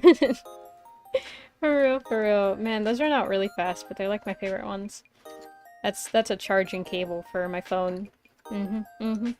Because I always need reference, so make sure to have that. These, okay. If you ever see these in store and you like to draw, I highly recommend these, right? These are so good. They're 0.9 mechanical pencils. They're the first time I actually found them, right? This was my first one that I got, and it was from my cousin who's also an artist. And she was like, hey, I helped clean this house and stuff, and they had this pencil, and I have like a couple more of them. Do you want it? And I was like, yeah, sure. And like, I love doodling with this one. It's just like so fine point. It's like very sturdy. And then it has like an eraser thing. And so it usually comes with a cover from the store, and you just pull this off and then boom, the eraser. And it is so good. I like it. I like it a whole lot. This one is like good for fine sketching, so like doing the details, like really detailed work. This is good for like blocking out your work and stuff, or like just quick sketching, because it makes you be messier. So that's why I use this one. Also, this top thing, the reason there's a hole here, you can see it, is you can actually use it to sharpen the point, but I don't like sharpening it a lot because it's kind of hard. But yeah, there's mechanical pencils. Here's 3 different, no wait, this is a eraser case with no eraser. so that's fun. These are white gel pens. Pentel brand, noted. It's really good. I didn't know mechanical pencils came in B. I thought they'd be too soft. That's legit cool. Yeah. I got it from Daiso. It's a Japanese dollar store. I didn't go to Japan, but there's one in the area that I live in, so I was able to get it from there. There we go. And these are pens, right? These are inking pens. But the thing about these is that, and if I go to a page that I'm not gonna need, like this one, right? This will be good to draw on. These, I know for a fact, they're all dry. It should be like more darker than that, but they're like many years old at this point. Yep. I don't even remember where I got these from, to be honest, but they're all like a light gray, but because of how my character is, it actually is more beneficial to me that they're not that dark. This one doesn't even write. This one's completely dead. Okay, this one's getting thrown away. I have actual, like, what are they called? Micron pens? Because I had to get them for the class that I took. A sharpener? I used to have a sharpener in here. I don't know where it is now, but... probably gotten moved around more than a couple times. I'm actually going to show you my, like... Oh, like, that one's actually really good. Holy shit. That one's still good to go. Okay. Inking pens. But I'll show you my actual artist case. It's in a fishing box. This is a blue pen. This is also a blue pen, right? This is the, like, brother to that orange pen that I talked about in one of my shorts. Welcome back, Antonio. It's literally made to write in bold, so check this out, right? So here is a regular pen. And this one, I would say, is, like, arguably pretty bold, right? And then this is this one. Honestly, they're both, like, kind of close, but you can see, like, this one's just a little bit more bold. It's very heavy with the ink, so it's really cool. It's a R2 Blast Rollerball. I don't know anything about stationery, I just know what looks cool. Sorry, stream is slow. I was surprised the mechanical pencil you showed had a point sharpener. Ah, okay. Gotcha. No worries, no worries. It's probably on me anyways if it's slow. But yeah. Whoa. You know what? I remember this one. So this is actually supposed to look like this, right? It's supposed to have the pen tip that I showed y'all earlier. But this one, this pen tips, I kind of hate. Because they're made to be like a, what's it called? Not brush pens, but the ink pens. But it sucks. Like the fountain pens, that's what they're called. But I really like it, like that. And so that's why I just removed it. Because it still had ink. But like, look. Let's see if this one will even work. Like, look at how terrible it is in comparison. It's just like an average rollerball one, and at that point, what's the point of making it look like a fountain pen, you know? So yeah, that's why that's there. And then this is also a blue pen, but it's not a very good one. It's very old. It used to be really good. It's a felt tip. And there's a Sharpie fine point, and another Sharpie. And a Sharpie pen. I think that's what I'm going to be using to ink. And that's my pencil. Here's another wooden pencil. This one doesn't even have the like, what's it called? Lead weight? I don't remember. But I'm assuming it's an HB. And this one was like the top to this Eastern mechanical pencil that I had that I really liked to draw with. But I lost the pencil. So now I just have the eraser. You took it apart and made it work? Exactly. I think that's arguably a big part of art, is like just working with what you have and still creating, because at the end of the day, it's not really like, oh, I want to be like so professional with this and that. No, it's just doing what you can with what you have. And then working up as you go. But you start off with just like, this is fine for now. Oh yeah, before I forget, I was already like, okay, moving on. But just like a quick tour, okay? Because otherwise I'll get distracted. Let me hide the save face for a second. And let me see if it does it. One thing that I don't want to show y'all. It shouldn't, but just in case. Okay, that's fine. Ouch. Open this. Probably take this out. Oh no, there's nothing on here. Okay, what's in here? Okay. So... Oh, there's no way I'm gonna be able to fit this in there. Never mind. Oh man, there's no way to show y'all, because like... Alright. You're gonna see like just... It's at the level that the camera's at, I can't show y'all. But there's a lot of art supplies in here. That was the thing that I actually took to my art classes and stuff. Because that's what the teacher required. And we did end up using a majority of it, so I will say the teacher was like pretty on point with what she required you to get for her class, because none of it went unused. Now I'm coming back. There we go. And I'm back. But yeah, it just has like color pencils and stuff, and ink set, and shit, I don't know, like, it has my micron pens in there. But I don't like using them a lot, because I feel like I'm wasting them, even though, like, you're supposed to use your art supplies, you know? I'm back, my best friend. I see you, Antonio. There we go. And right there. There we go. But yeah, I really felt like so professional having that, and like having to take that to the classes and stuff. Because I felt cool about it, you know, like, oh, look at me, I'm an artist, I carry art supplies and stuff. Because, like, for the most part, I spent, I mean, like, look at this. This is my to-go bag, you know? Like, oh, I'm going somewhere and I might want to draw, so let me take drawing supplies, you know? That's what I had, and so to have, like, a whole case, and then I even had a backpack to carry, like, the really, really big sketchbook that I have. Because this one's small by most standards. I have... Let me see if I can get that one real quick. I have a lot of art supplies around my room. I'm an art kid. Despite mainly doing games. I can't show you the front of it, and I can't show you the back of it. But like, okay. This is a normal size. If I can aim this correctly. Right? And then you can't even see the edges of it. They're just like barely out of frame. But, and this is the size that I'm drawing on, so as you can see, it's like a small one, but I did that intentionally so that I wouldn't draw too much, because otherwise I'll be doing like whole illustrations and stuff, and that's not really the best thing to be doing. Gotta make proper use of my time, and that results in me not focusing too hard on little practices and stuff. I wonder if any of that made sense, to be honest. I zoned out halfway through saying all that. Okay, let's see. The thumb's gonna be on that side, so then that's the pinky, so that nail's gonna be white. This one's gonna be black. There we go. Get that going.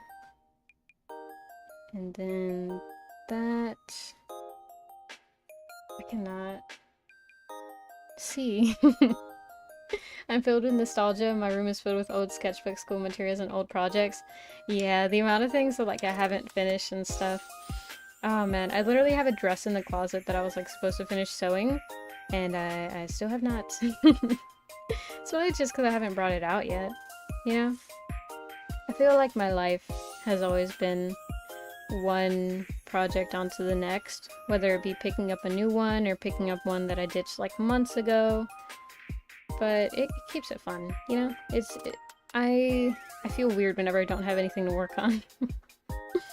It's probably not the best in the long run, right? I'll probably turn into like a workaholic or something. But it does feel nice to constantly be doing something, you know? I can't tell if that's good or not. Just fill it in. That way I have a little more leeway with it. Okay, that should be good. Even old pins and other tools I haven't used in years. I felt that. I have embroidery materials. I used to embroider a bit, but I don't do it that much anymore. And I have like a whole sewing kit. I have a sewing machine, and I don't use it that often. Oh man. Hello. Welcome in, Gas of the Grass. How are you? How's your day been? Hope it's going well, and if not, I hope it gets better. As I try and remember what I was doing here.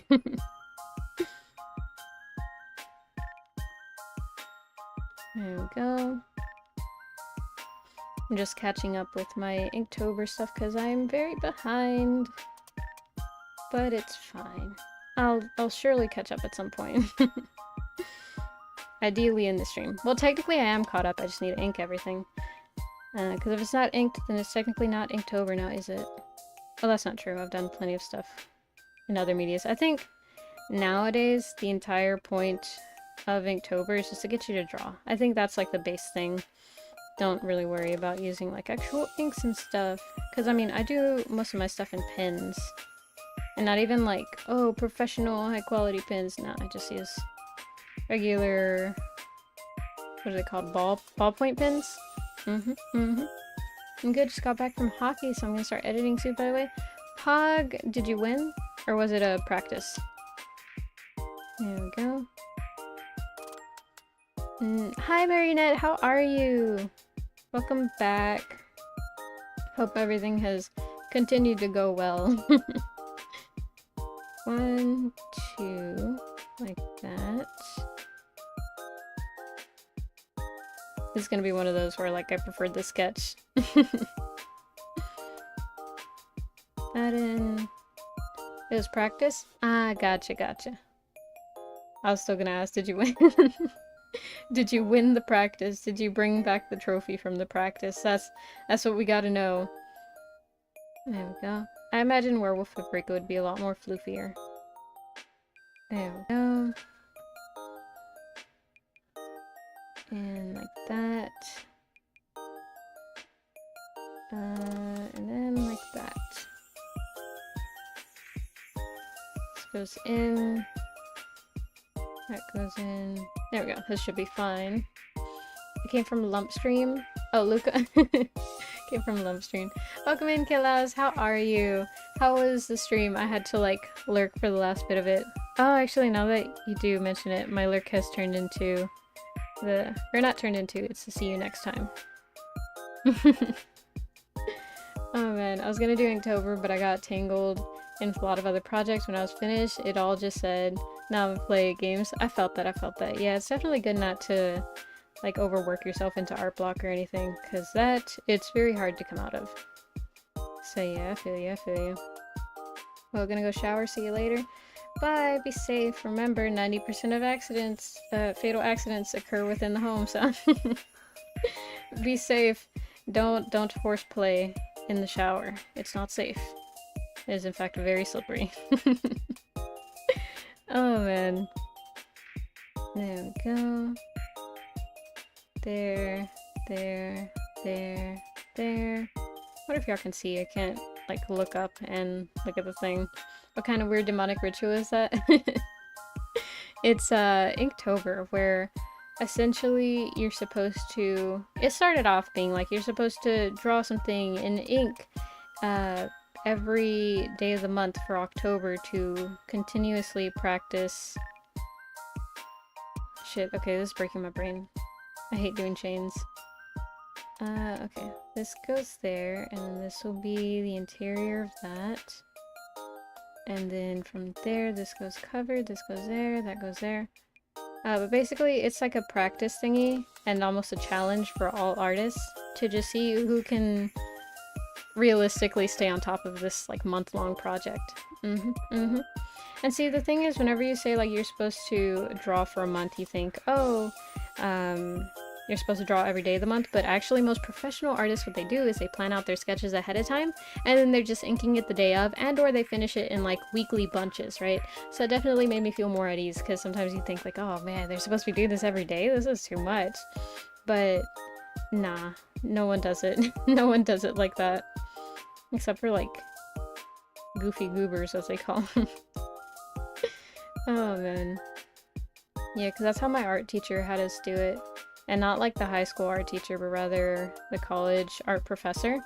She was like, yeah, no, plan them out ahead of time and then do them like whenever you get the chance, and have them done by the end of the week. Because that's usually how I do it. I get like the week. I work by week and stuff. That's how she said. That's what she said. There we go. I think the main point of Inktober now is really just to get you to practice. You know, it's just an excuse. It's like a mermaid, or was it sword timber? I think that was a thing. I used to draw for like a year, then mow some talent and got demotivated.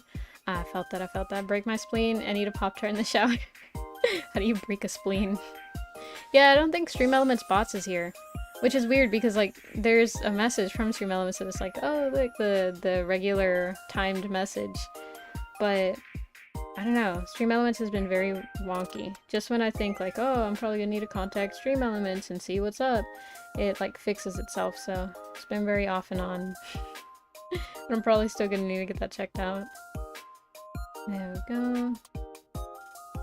Get like very weird nails on. Looks like it's coming off, which is not my intention, but it is what it is.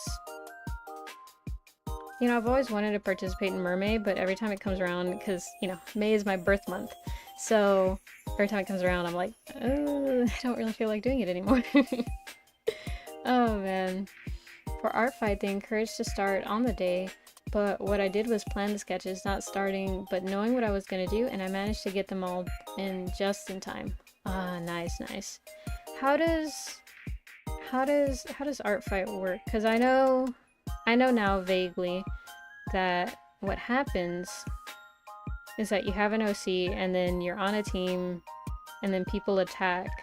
So I guess you just like had base what's it called? Base poses ready to go, I would assume. And is that how you had your sketches ready to go? Because yeah, honestly, if you want to submit anything on time, start it early. Ah, I have a very important question to ask y'all, like legit. Planning is crucial forever. Speaking of planning is crucial, right? How do y'all introduce yourselves, right? Because I struggle with that a lot. I usually change it depending on what type of situation I'm in. Like at work, you know, I'll introduce myself as like, oh, I'm so-and-so, and, you know, I'm gonna do this, I have experience doing that and stuff, and that's why it's related, and stuff like that, right? And at, you know, school, or at, well, not school anymore, but what I used to do at school is like, I'm so-and-so, I don't know, here's my age, here's a fun fact, you know, stuff like that. But how do you do it after that? How do you introduce yourself nowadays? Because I don't know how to introduce myself anymore. I'm just like, hi, I'm me. Do people still like hearing like one cool fun fact and stuff? I don't know anymore. I've never had to introduce myself anymore, aside from like, I don't know actually. When's the last time I introduced myself? Holy shit. I think the last time I introduced myself was like when I had a job. Oh man. Aside from just, well, no, honestly. I can't remember the last time I had to introduce myself. Well, no, actually I do. It was meeting a new family member. But at that point, it was just like, I was in a line of people getting introduced, so it's just like, hi, I'm so-and-so. And that was it. Introductions? Exactly.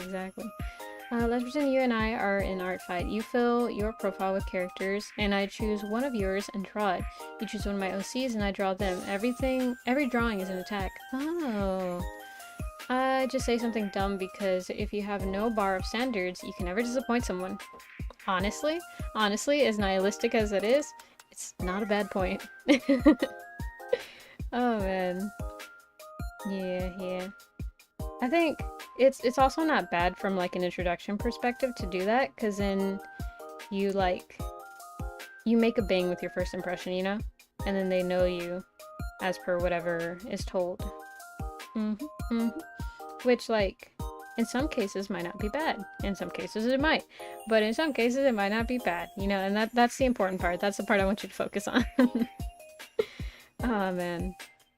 Because I'm the type of person who, unless something unique happens, as in, like, you know, someone makes a funny joke, or something falls, or, like, something gets cut off, or there was a loud noise, and so we have to, like, you know, really thoughtfully speak so that we're able to hear each other, you know, something that's out of the ordinary. Unless something like that happens, I'm not really gonna remember the interaction that we had. And so, you know, when people are like, hey, don't forget to do this, don't forget to do that. Okay, I did what I was supposed to do. I had this flashback to earlier where my dad, he was like, hey, don't forget to do this and that, and I was like, wait, what did he say? But no, I didn't. Oh man, to be honest, I don't say much about me. Let it flow naturally, only if they ask. It depends on the purpose of the combo. I felt that. Is it friendly? Is it a contest? Are we working? Do we have time, or are we in a hurry? Are they interested? Will we meet again? Ah, for real. See, like, because it changes so much, because I also kind of do the same thing, it just really depends. Usually, like, I know what to say in certain situations, as in like, oh, you know, we introduce ourselves at work, right? And so if we have a new hire coming on, right, it's like, hi, I'm so and so, I do this job, you know, stuff like that. I don't like, it's not constant between things, but I still never know. Like, okay, here's the thing, right? How do you introduce yourself to people who aren't gonna talk back? Like, if you're sending in a video for something, like, how do you do that? How do you know? Because normally I just like bounce off of people's conversation and stuff, and that makes it a hell of a lot easier. But if you don't have that like second voice, I guess, to respond to, I never really know what to say. Because it's like, well, what do they want to know? I need to work on that. I need to get better at that. Because the amount of anxiety that gives me is just embarrassing. There we go. And like that. Now just like imply that the other stripe is on the back and stuff, and it should be fine. Actually, what does my I was gonna say, what does my jacket look like again? I can literally see it on my model, so all I have to do is look up. I think I've been drawing my jacket wrong the good majority of the time, which is really embarrassing, but it's fine. Nobody say anything. I mean, I just tell them, hi, my nickname is Herobrine, so on, and then I keep talking. Oh, that does make sense. I'm the opposite, where if it's not family, if I ever talk to someone, I repeat in my head for a few hours, feeling proud of myself, not completely messing the conversation. Ah, I felt that. I have Killaz in my chat too, what a coincidence. Yo, welcome in, President Luca, how are you? I totally didn't steal them from the chat. I don't know what you could be talking about. Yeah, I'm personally more reactive. Unless it's for sure I'm meant to be the driver of the conversation, and which is another bag of barnacles. I felt that. It's just like so stressful because I don't specifically know how to drive a conversation. I just say whatever comes to mind and honestly hope for the best. Oh man, because it's just like, what do they want to know? What do I say? You know? But yeah, I felt that. Let's see. Oh yeah, President Luca, did you beat the game? I wasn't really able to keep a close eye on it, but I hope you won. Did you win? Right there should be fine. I don't really like how this came out. See, I called it. This is gonna be one of those. Ah, I preferred the sketch actually. Okay. 1, 2, 3, 4, 5, 6. 1, 2, 3, 4, 5, 6. There we go. Very important, mustn't forget. I'll do shading later. I don't really want to do shading. I'll just line stuff and then consider it working. Not yet, I'm about halfway. Yo, oh, you got stuck? Ah, dang. Oh, it wasn't too bad. So we meet again. Cowboy music furiously plays in the background. Oh my god. Let's see. It's so cool to me that you draw the art for your thumbnails. Seeing you draw reminded me. Ah, no worries. Like, a majority of them I do. Some of them... There's like a couple where I had my brother draw, because he's also in art, and I really, really like his art. So I was like, please draw this for me. And he was like, okay. Had to commission him to do stuff for me. But yeah, majority of it, like 90% of it, I ended up drawing myself because he went back to school, and now I'm like, okay, I gotta draw for myself now. How dare you? How dare you make me do art? It's like the #1 sin that you can do to an artist, make them draw. There we go, because everybody knows it's like this random skill that activates. And only works sometimes. Sometimes it's just like horrible, and you're like, oh god. I thought I had skills. The hidden truth comes out. I'm sorry, fellow artists. I've told our #1 secret. Oh man. Now it's only a matter of time till the horde of angry artists where it's like, you took away my victory. And I'll have to respond to Soldier from the Mountains. Oh man. I like quoting that quote a lot. Which, shout out to people who recognize the quote. Because yeah, I quote a bunch of movie quotes with my siblings and stuff, so we're always saying like the most random ones. Let's see. How dare you make good life choices and force me to draw? Exactly. Oh, that's so cool. Great, your siblings can want to help with stuff. Yeah. You should collab with Luco? Oh, for sure. We should do a drawing challenge. No, I'm joking. Actually, there's a bunch of fun, like, co-op games that I've been seeing. So I probably will end up roping President Luco into something. I mean, it's kind of his fault being like completely accepting everyone into the what is it, game and anime research club, you know? So like I feel like he just signed himself up for failure. Oh man, just like has to be completely open to all types of collabs and stuff. Anything relating to games and or anime, I feel. No, not drawing. No worries, no worries. There we go. You know, technically, canonically, right? Paprika's eyebrows will always be above everything. Sometimes I don't show them above the hair and stuff, but if you actually look on the model, well, you can't really see. They're behind the hair in this one. But if I move just right, you can actually see they're like floating in front of the face to make sure that nothing covers it up. And they're supposed to be floating above the hair, but I didn't want to push them out too much because then if I turn too much, you would see them like in front and that would be scary. So, oh man. Yeah, basically I can't turn a club member down. That's the curse of being a president of any type of club. The amount of like leadership positions that I've turned down because I just like don't like being in charge of people. So, you know, respect, President, respect. There we go.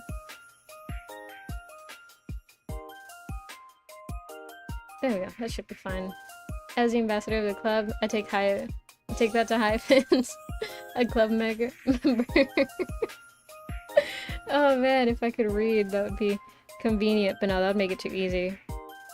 Right? Like, if everyone could read, then everyone would want to be a streamer. But that's a part of it. You gotta take on the challenge. See, nobody tells you this, right? But as soon as you start streaming, your reading abilities go down by like 20%. And it just like rapidly decreases, and there's no way to keep the skill buff, so, you know. One of the lesser known facts of streaming.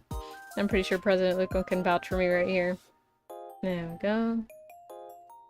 Should be good. Kila is a self-appointed ambassador of the club. Technicalities. Exactly. Yeah, for real. I mix up a lot of my vowels recently. I've been doing that a lot and I don't like it because it makes like really weird words, and it's like I can read. I swear I read. I was one of those kids where it's like, oh man, you read at such a high level for your age, and I was like, haha, thanks, right? But now I can't read at all. It's just like, oh. And like the thing is I can read, but as soon as the camera turns on, reading ability is gone. Know exactly what you mean. Reading plus streaming equals disaster every time. It's just a whole different skill. Just keeping up with everything and then like remembering things, and sometimes it feels like multiple conversations at the same time, which like is weird because sometimes I could, or not sometimes, I used to be able to do that very easily at school, and now I can't do it like at all. I bite my tongue and stuff. I like trip over my own words, and it's just like, how? How did I have this skill and suddenly I don't? It's just, the game is rigged. I tell you, the game is rigged. Where did I leave? Okay, I found it. The pin top. I want to drink some water. Speaking of biting my tongue, I did end up biting my tongue. Oh man.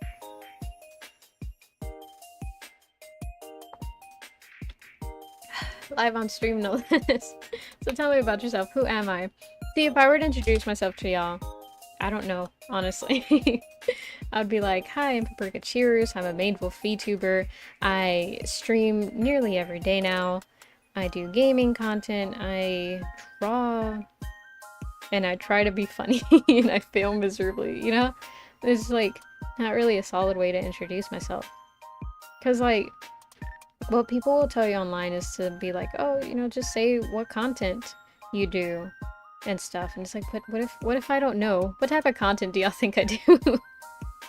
Because like, going based off of the amount of content that I have of certain things, right? If we just went off of what I have the most of, it would probably just be games and stuff, right? But I'm by no means a gamer. Or like I am by heart, right? But by skill. Oh man. Let's see. An investor in the Killaz Oregon Baller Incorporated. Oh my god. That's a good start. So what do you like? I literally forget what I like. The art? For real, man. It's like, I don't know. And they're like, oh, what type of art do you like to do? Semi-realism. Oh, well, literally at one point I had this interview for an art school that I was gonna work at, right? And they were like, I forgot how they said it, but they were like, you do realize that semi-realism has like roots in realism or something like that. And I was like, yeah, duh. Of course I know that. And like, I did know it, but I don't know why they felt the need to point it out. It's not like I said, oh, realism is so annoying and I hate it. You know, I didn't say anything like that. They were just like, you do realize it's like, thanks, okay. I feel that I'm a gamer in my heart, but not in my hands. Exactly, exactly. Oh man. Like, I'm so glad liking things doesn't mean that like you're skilled at it, and that if you weren't skilled at it, you weren't allowed to like things. Because the amount of things that I would not be allowed to like. Oh man. I think I'm like a good subpar basis in most things, but still I'm vastly lacking in being good at particularly anything. There we go. Realism is so like, I think realism is really cool. Whenever I see people who are able to draw like extremely realistic portraits and stuff, I think that's really cool. It's not something that I really want to strive for, you know? And I do realize that doing semi-realism, you know, you have to know anatomy and stuff. Like, yeah, that's fair, that's valid. I totally understand that and I agree with that. But like, why did he bring it up like that? I mean, it could be that he was like, your art is shit. They were very like, they had high levels of skill, right? But for those who, you know, pursued it for more of like a, what's it called? It's not reliability. It's that thing where you just do it for fun, for recreational stuff, right? Like those who just pursued it recreationally, they were like, oh, okay. Well, just make sure to follow the instructions and stuff, you know? They were a school predominantly made for people who were actively pursuing like a career in it, or, you know, to actually grow their skill, which is fine, you know, it is a school, right? But the thing is, their main clients were kids. So how are you gonna, you know, to a 5-year-old be like, actually, giraffes are not blue, so you can't paint the giraffe blue. You have to paint it yellow. And or maybe orange. That's like the most crazy you can get. But a blue giraffe, be realistic, Timmy. What giraffe would you see in the wild that was blue? That wasn't on a cartoon. Like, they were so, I don't know, condescending about it. So I didn't like it too much. But, you know, at the end of the day, they were my bosses, so I was like, okay. And that's why I don't work there. Oh man, peppery mummy. Exactly, exactly. Everyone has their own drive for art and such. Exactly. I think art is like, it's dependent on what the person who wants to pursue it is striving to achieve, you know? Because there's some where it's just like, I'm just trying to draw an ad or like a commercial for this company, you know? And that's fine. It's still art. I mean, is it objectively the best art? Probably not. But to an extent, it's still art, you know? And so, yeah. Not to be one of those like, oh, man. I mean, there's nothing wrong with it. It's just, you know, I feel like it's not something that we should gatekeep, you know? It's not like, oh, you have to be a professional artist and you have to have all the best tools. It's just art. It's just cool. It's something that people use to express themselves. It's like language, you know? Yeah. Elitist, exactly, exactly. If you're at a time in your life where you realize you wasted your time in life and developed no hobbies and don't fit in with any peers, that was me before my organ craze. I think the question is, why are you drawing giraffes? Because it was like, it had to be easy drawings for kids and stuff. Elitists? Yes. To think Adventure Time is professional, calm down, professor. For real, for real. The blue giraffe. Exactly. It's just, it's fine. Let the kid draw a blue giraffe. It's not gonna kill you. Oh man. And then it was so awkward whenever, like, there was this one kid, right, who would sometimes cry out of frustration because she would be like, you know, she wanted to draw correctly or whatever according to the instructors, but it's hard to draw, right? Like, I'm not even gonna say no because it is. Even now I'm just like, oh, how do I draw?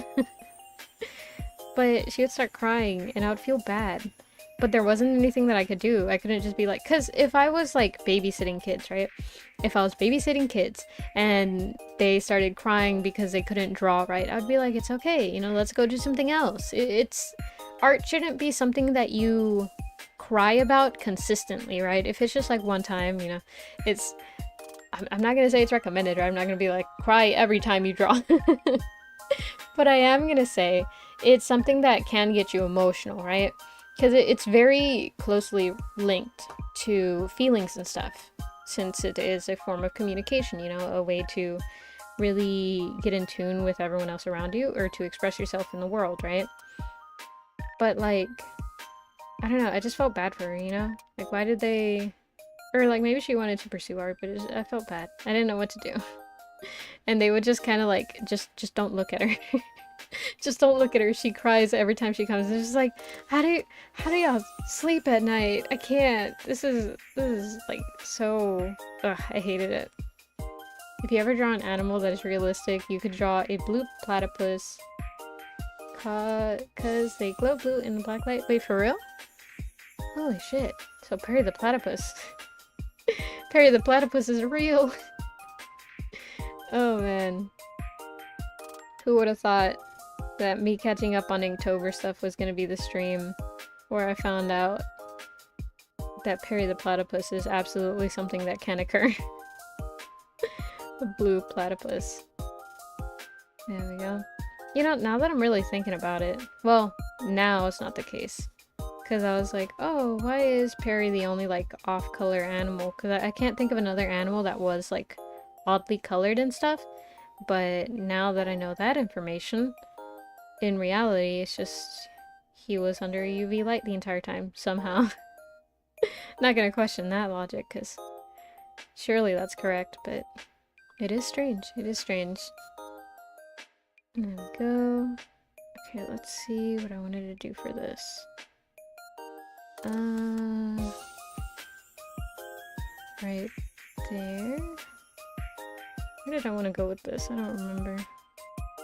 Oh shit, I fucked it up. It's fine, it's fine. Is it? No, but I'm gonna pretend it is. There we go, we're gonna connect it to here so we can say, ooh, look, continuation. Neat. Just like a majority of show writers. I don't know if that's true. Show writers do a lot of work, so I'm not gonna diss on them because I can't do what they do. There we go. Do that. Does there need to be a line there? I think there does. There we go.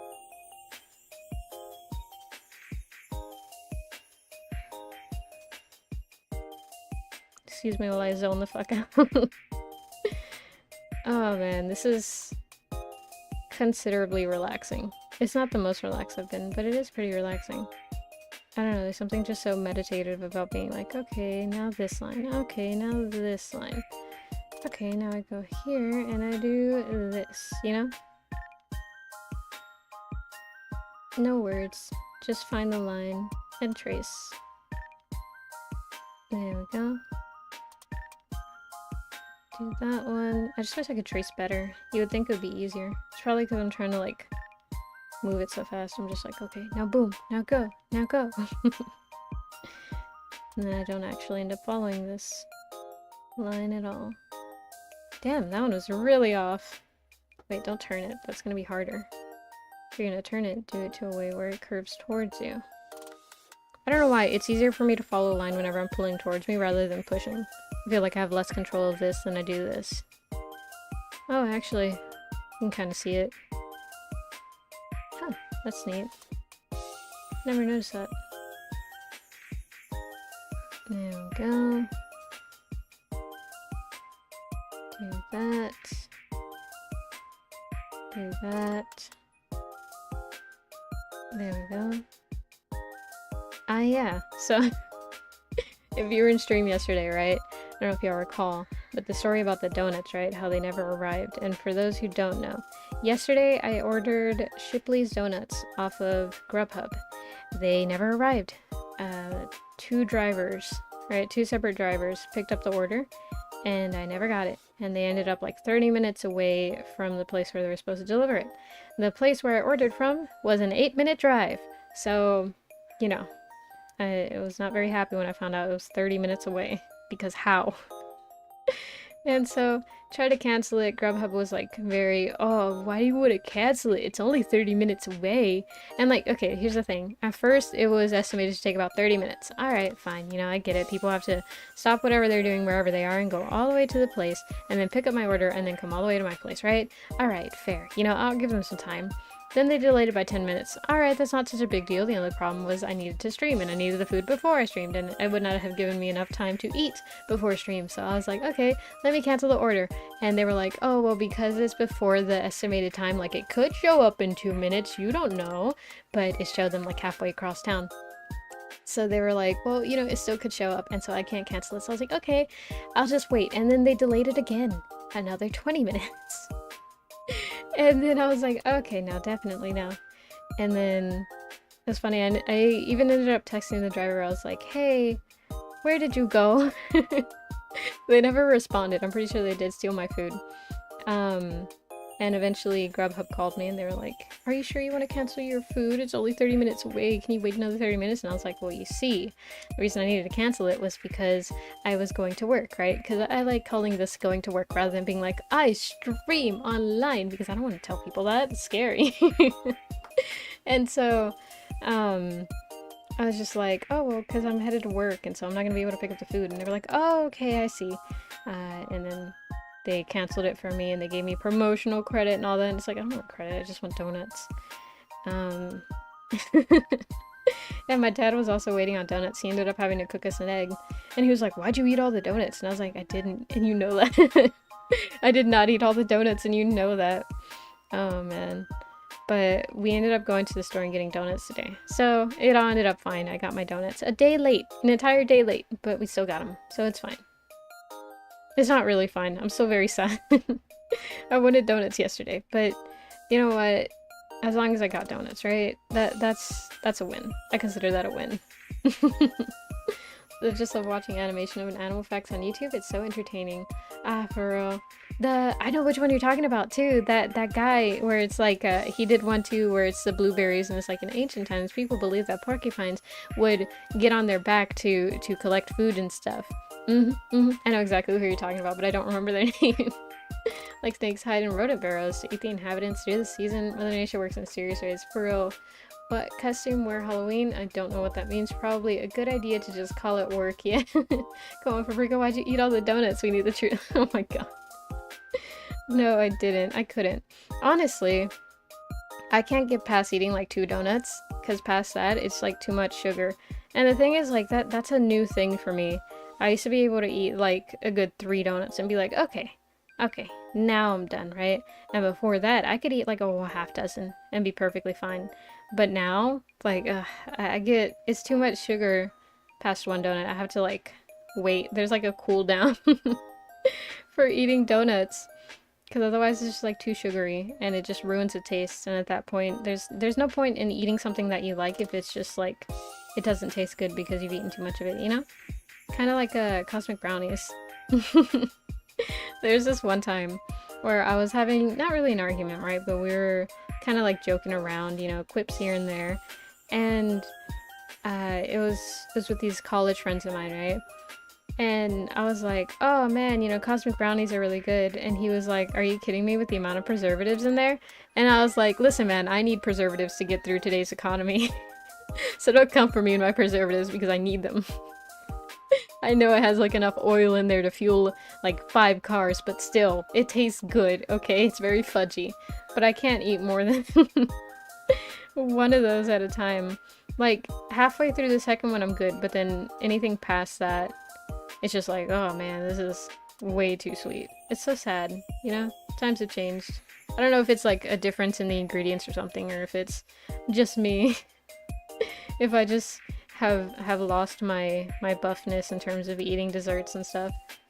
I can destroy a dozen of donuts. I just hate myself afterwards. Oh my god. Nah, it isn't even a feeling at that point. It's just like a physical thing.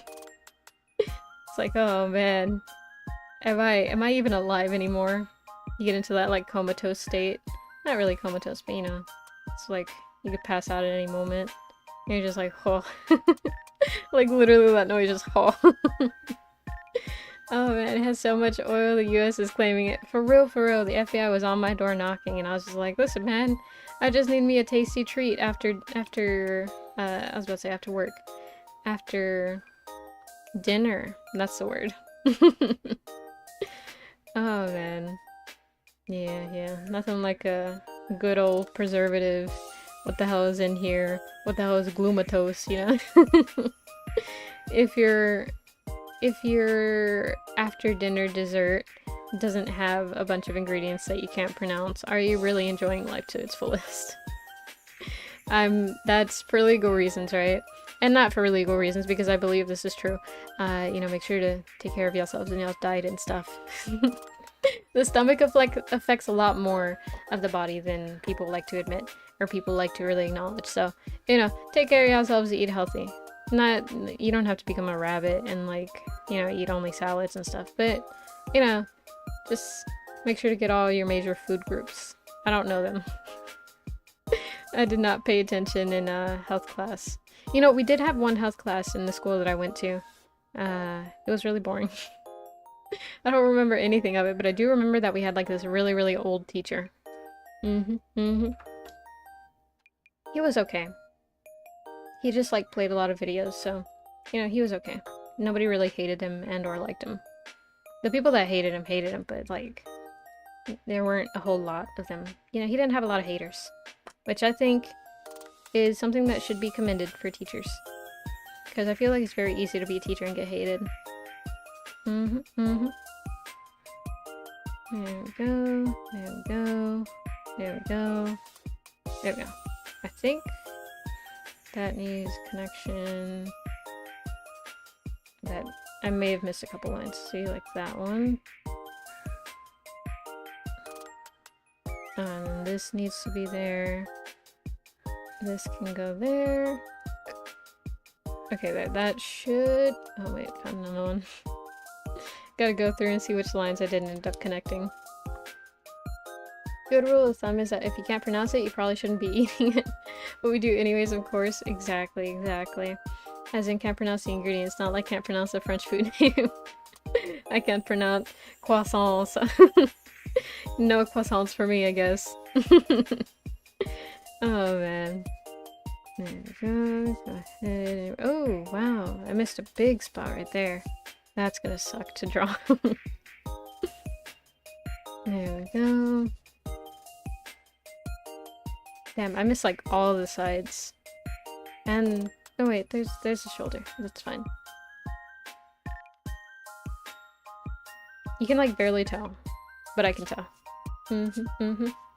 Wait, they did disapprove the food pyramid?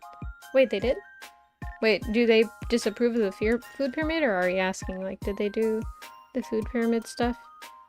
Because I'm not sure. I thought, to my knowledge, the food pyramid is still, like, a big thing that you're supposed to be hyper aware of and be like, oh man, I haven't gotten my protein of the day.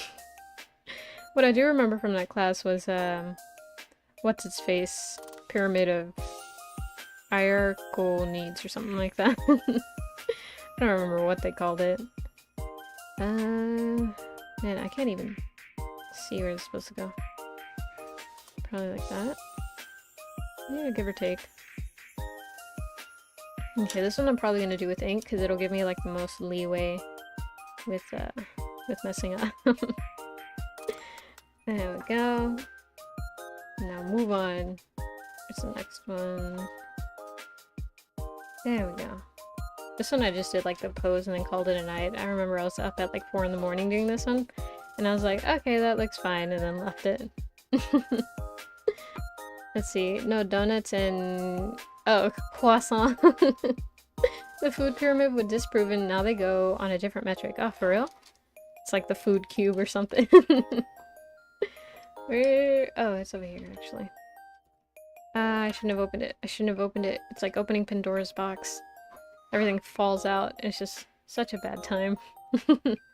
Love, gotta go. Have a good stream. You too. Wait. Bye. Enjoy the rest of your night. Be safe. Drink your milk. Eat your vegetables. Don't talk to strangers, or at least try and use your best judgment. There we go. Oh, Captain, my Captain. Let's see. Okay, from here we do this. We go the heart. Oh yeah, and this one I wanted to do kind of like this deal going on. There we go. Do that. I remember now. I wanted to do like a really cool design thingy, but I don't know what to do. And that's why I had stopped drawing it like that time. Oh wait, okay. Because of the way I drew the legs, I don't think they really work in conventional shorts, so I'm just gonna do a weird little like skirt thingy and call it a day. Yes, I'm taking the easy road out, but it's fine. Because it's the easy road out, so at least it's easy. I'm really not feeling it though. I don't know, I feel like I could do at least a little more with this. Maybe like this, make it like, ooh, look, it's flowy, it's fabric. Yeah, that's boring. There we go. I say there we go, but I've done nothing. There we go. Nope, there it goes. There it goes again. I'm just gonna keep saying that. That's a curse that I have. Canonically cursed to always say there we go whenever I'm drawing. As if I'm doing something, but I'm not. But I will pretend that I am. I don't know what I want to draw. Let's see. I'm doing that, so maybe...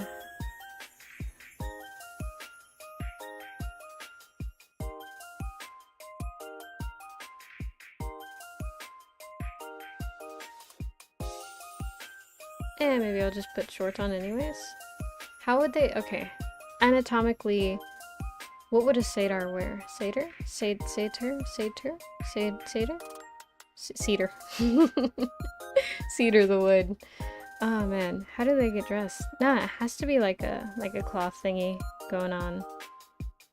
Cause like, other than that, can you imagine getting shorts on with these legs?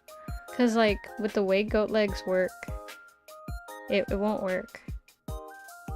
Cause then you gotta like put it on one at a time, but then once it gets up here, you would have to start doing the yellow one, and then you'd have to like curl that in, which is like really hard to do. Honestly, I don't even know if this is anatomically possible. Yeah, satyr. Say satyr. Okay. Okay, good. You know that moment when you say a word and you're just like, I don't know if that's how it's pronounced. A satyr could wear shorts? Yo, for real? Okay, bet. Bet. Satyrs. I'm believing fellas here. Satyrs wear shorts. So. Paprika does still wear shorts. In demon form, assuming that I have a demon form. If I were to have a demon form, I would have goat legs. You know, the reason that I thought of goat legs is because that's like a very, like kind of bad omen thing in Mexican culture and stuff. And there have been like many stories or whatever where it's like, oh my god, I saw like a figure and it had goat legs, and they're like, oh, you saw the devil, right? Not to fearmonger or anything, but yeah, that's a thing. So that's where I came up with that, because I was like, oh, it'll be spooky. You know, I'm still in the same like oh, I need to hold off on my scary stories until Halloween. But like, we're already in October. This is like the point where I was supposed to be telling scary stories and stuff. So I guess since I just remembered, here's like a fun spooky story for y'all. I normally don't get dressed in mythos. They're very free and hedonistic. Say, is that terror or tear? Aren't they most of the time just very hairy? Yeah, it would definitely be like a very floofy situation. Wouldn't really be like a big deal to just have everything out. Like most animals, just free. Free in the wind and stuff. There we go. Ah yeah, but let's see, which scary story should I tell? So the thing is, like, all the scary stories that I have are very... they are real. So I don't know which one to begin with. There we go. Fluff legs, exactly. The devil being half goat with horns is such a made-up thing. Same with angels and Halo, so no worries. Yeah. Yeah, no. A lot of the mythos and stuff, when you trace it back, there's some historians that will say, like, yeah, actually, this was actually based off of this. Like, for example, Michelangelo's depiction of Jesus was actually, allegedly, his male lover. I'm not certified in any, like, historical findings or whatever to be like, actually this, actually that. I don't know. I don't know, whatever the professionals say, and then if they're wrong, then they're wrong, and that's it. Because it's not that big of a deal to me.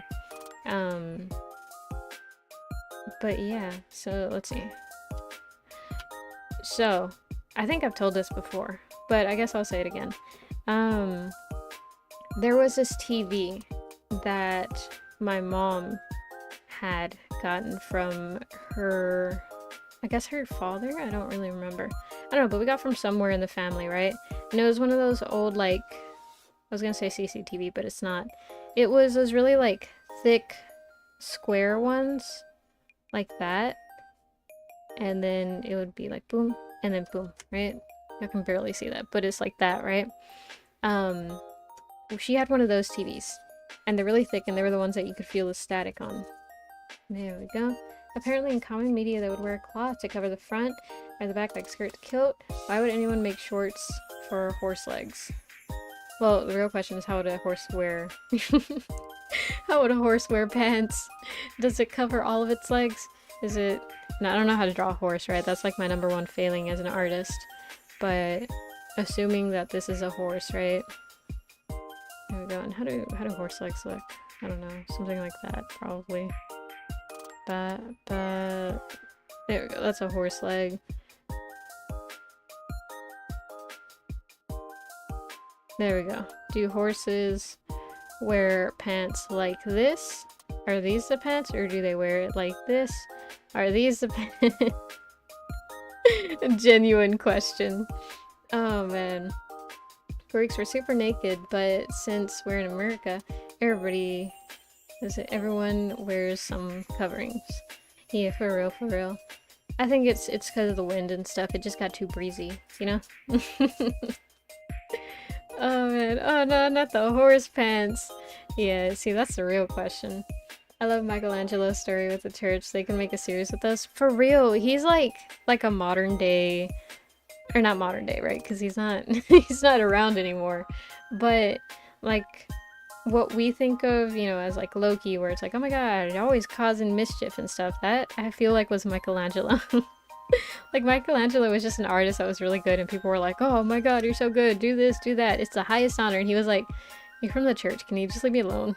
I just want to do my art, man. Stop bothering me with all this stuff. And so he would do it, but like passive aggressively. And they didn't know. They were none the wiser. There we go. Okay, there. There should be fine. The shorts would need to have a garter, because it should be smaller at the hip, at the thigh, because shorts... Oh yeah, huh? So like on the horse it would need to have like... Because garters are like, what do they call them? What do they call them? Suspenders! They're like those. It would need to have like horse suspenders, so it would... The question has finally been solved. Oh my god, a horse. Horse with pants, right? Bat, and then bat, and then we'll do that because it's so happy that someone's finally solved the mystery. But it would wear pants like this to cover all of its legs, and then it would have two straps. That's what a horse with pants would look like. Oh my god. The shorts would need to have the garter because they'll be smaller at the hips and the thighs, because horse, giant goat thighs are fluffy. Ah, for real though. So it would need to like cling on for dear life. Elastic fellas, you genius. Oh man. Okay, wait, I'm still trying to like picture it perfectly. If centaurs were real. For real. Oh my god. Would we have a lot more like walking trails if centaurs were real? Because how would a car that a centaur would drive look? Would it just have like a longer driver's seat? Would they still drive cars? I mean, I assume they'd be like people and not want to walk everywhere. So, like, probably not. I don't know, would that be like rude to say? Like, oh, are you gonna walk there because, you know, you're like part horse so you can walk faster? Like, just because they can walk faster doesn't mean they want to walk, you know? Let's see, I need to have garter because it'd be smaller at the hips, at the thighs, because... Ah, okay, so I see what you're saying. So it would be like around this part, it would have like a garter. So like that. To hook onto that part. Okay, now it's clicked for me. Now it's clicked. There we go. Do that. It is not following that line at all, but that's okay, because my drawings hardly ever do. There we go. That should be fine. Maybe a truck with a space at the back, but that's where they move in, maybe. Oh, okay, so it would be like... Okay, I gotta draw this because there's no way that I can describe this. So it'd be like truck, right? And here's the thing, right? I may do art, but I never mastered the art of drawing vehicles. But it'd be like a truck, and then imagine it in a 3D sense, right? And then this part would be open for like the horse person to walk in, and they would probably have to like get down a little bit to drive. And then from there it would probably be like, I guess they would use their knees, because it would either be that or they would have their legs all like that on the pedals and stuff. And then from there, like, the rest of their body would probably be sat down like that. I don't really know how horses work.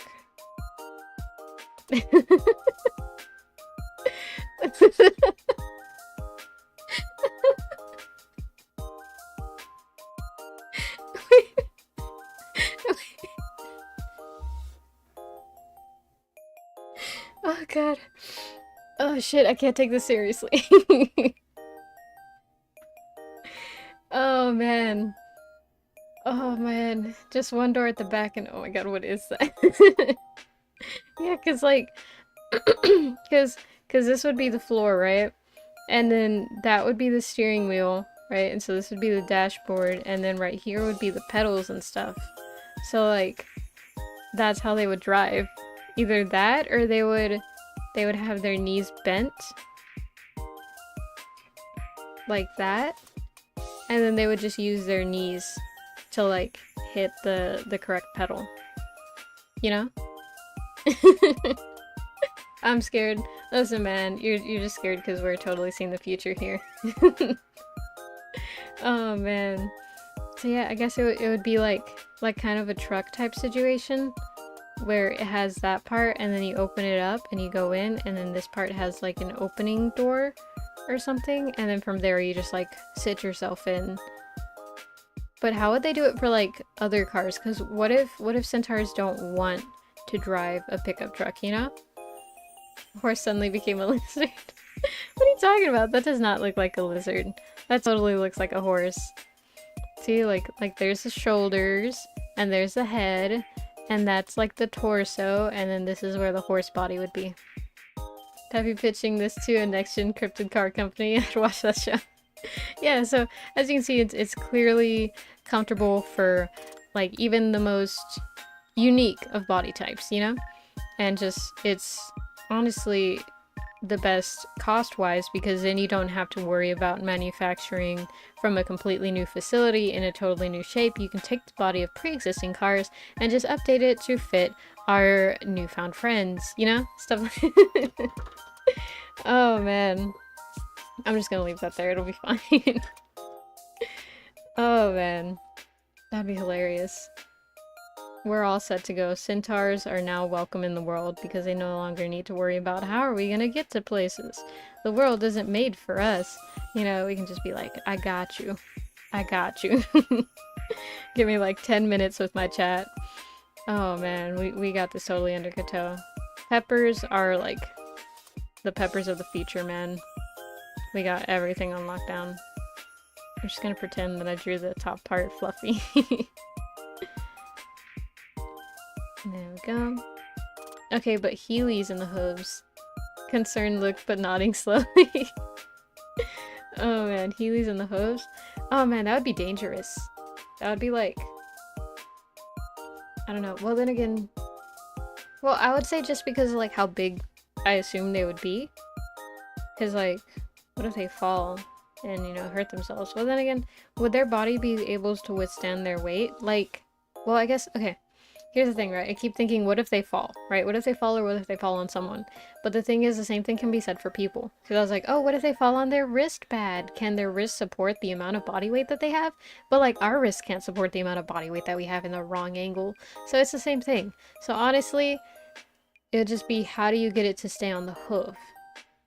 Would it be one wheel, or would it be four wheels? Because with the foot, right? Okay, hear me out, right? I like questions like these that are just like, how? How, and then later on you're like, why? But with the way the foot is, it's like that, right? I forget the proper like block breakdown, right? But that's essentially a foot. So we usually divide up like either 2 wheels like that, or 4 wheels, or like 6 wheels. I forget how many wheels inline skates have, right? But a hoof is something like, I don't know, like that. So how do you do that? Because you could just do 1 wheel, right? Like the essentially office casters and stuff, which are the things that hold the wheels and stuff. You could do that and then have it be like on a plane, but then I guess it would need to like attach further up, like a garter type situation. But what if it slips? We could do like a, how do they call it? Those like Roman ties kind of. Is it Roman? I don't even know, but like multiple straps just getting up and hoping for the best. But I feel like they would need more support. Because like with us, we have the shoe type deal of the skates, or you have the like the boots of the skates and stuff. So I guess it would be like around the same thing. Maybe we just make like that. Nah, but with the way that their foot works. Okay. Because like with the way that their foot works, their foot would go in there, but it wouldn't stay in there, you know, it'd slip back out. Man, y'all cannot see, but this horrible diagrams. Oh man, but just hear me out, right? So, how do I, okay. So there are these things called hoof shoes, right? And I only know about them because I've fallen down many rabbit holes before. And so hoof shoes essentially work by taking like the structure of a hoof, right? And being able to hold a human foot in it, right? And so essentially it would be, usually the human foot is like this in it, right? So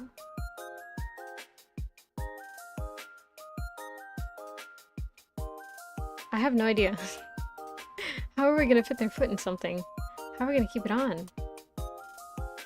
Maybe, no, we can't strap it down through there because this is also movable. Maybe it needs to be something like this to keep it in. So that'd be like the inside. Something like that. And then like that, I guess. And then that could be 1 and 2. Oh, but that's like a really weird shape. It would be very bulky. But I think that's our best shot as like horse foot skates. Oh man, I should become an engineer. This is oh my god. But yeah, cause like these would like, they probably wouldn't be the most comfortable, but they would definitely keep the foot, I think, somewhat secure. If not skates, then maybe front hood has wheel, or resting on a sideways skateboard, a front with wheels becoming a carriage. Okay, wait, this is a horrible idea, right? But Yep. Okay. So, with the way a skateboard is built, right? It's a circle and then it has the wheels like that to go that way, right? What if we take that same skateboard, we turn it the other way, right? To where the wheels are put to go that way, right? And then from there, we have a horse on it. So then you can't even see. Yep, this is very important. So they get on the board, right? With two hooves here and then two hooves here. And then we like have an adjustable bar right here so that they stay together. So it's like essentially like a long adjustable cart, and then they're able to skate across. It's done. A horse skateboard. Because like you could do one piece of wood, but that would waste too much material, you know? It's not realistic for production, so. Back legs are propulsion and front wheels. Wait, in this case, maybe front hooves have wheels or resting sideways. Oh no, because if we just gave them like skates on one pair of the feet, then it would be kind of like if we got on all fours and then like there would be no smooth skating because our back legs would always be on the board. Or on the floor, rather. Okay, I got completely side road there. But it was fun. And I enjoy solving solutions, or finding solutions to issues that don't exist, because then it makes me feel useful. Oh my gosh. There we go. You know that argument where it's like, oh, people like are not original and they like everything is always inspired off of something. Well, I doubt anyone has ever come up with with a horse skateboard, and if they have, no one has said it, so it must be original. There we go. Cryptid engineering. For real, for real. Man, I cannot wait till we like integrate cryptids into society or something. So then I could get like a cool job and I could be like, guys, I'm a VTuber and a cryptid engineer.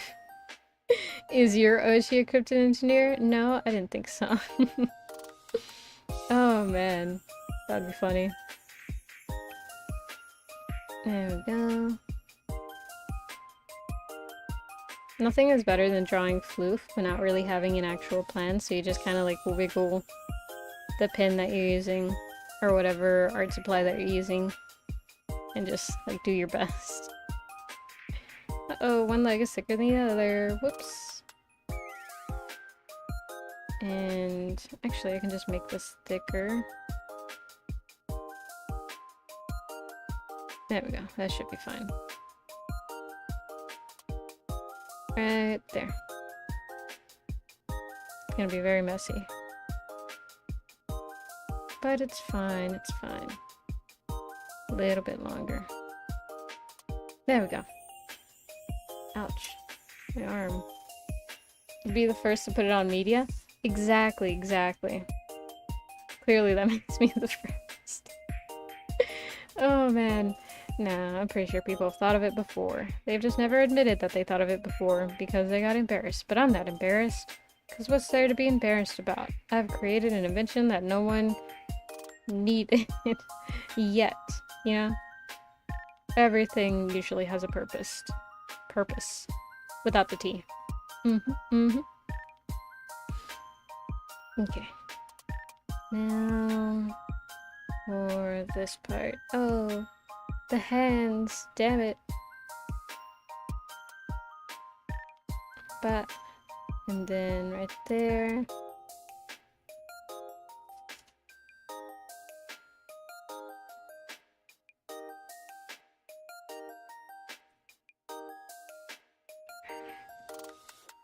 Then do that there.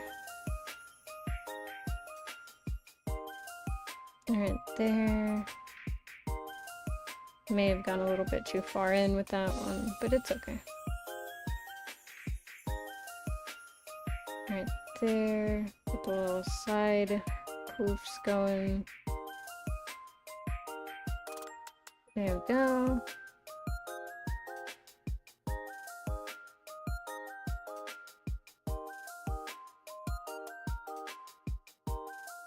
There we go. Now, it's always a struggle to figure out, like, oh, what do I do now?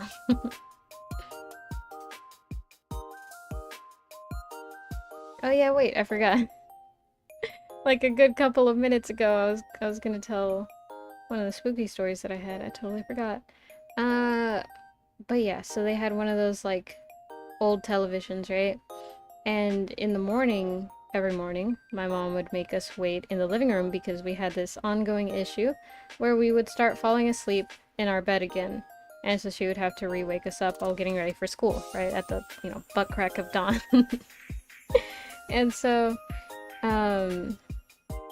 we would wait in the living room and the TV would sit like across, so it would be like us on the couch and the TV would be there, right? And I say us as in like me and my other siblings and stuff. Well, I hated looking at the TV because the amount of times that I would look, right? And normally the TV was off because we didn't play the morning cartoons. Sometimes we would, but usually that was on Saturday. Whenever we were getting ready for school, we, kind of did not want to be awake. So, we would not be in the mood to be watching like TV and stuff. But, and I fall silent again.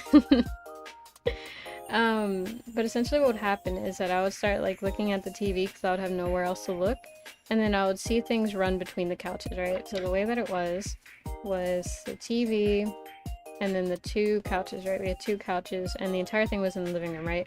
And there wasn't much else inside the living room. Over here was the kitchen, right? And then that was the front door, and there's a wall right there. So there was nothing else in the living room. You can barely see it.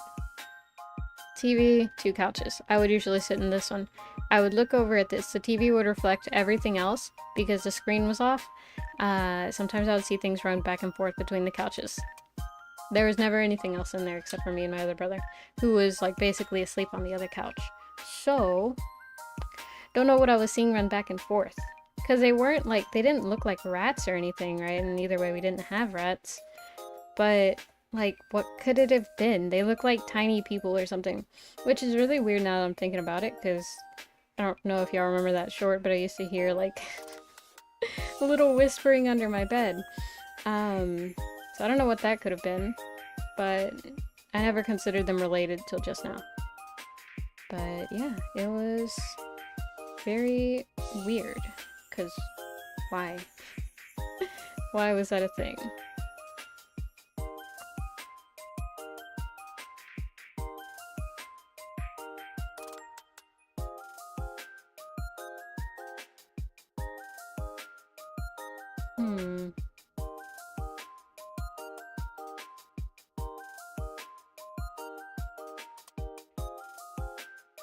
There we go.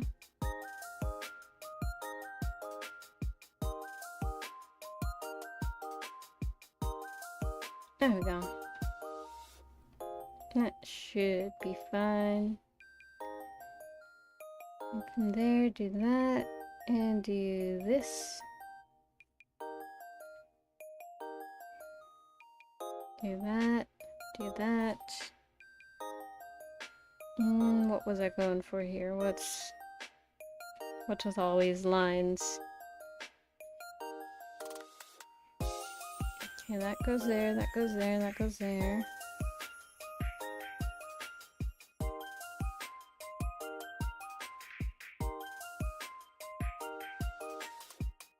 There we go.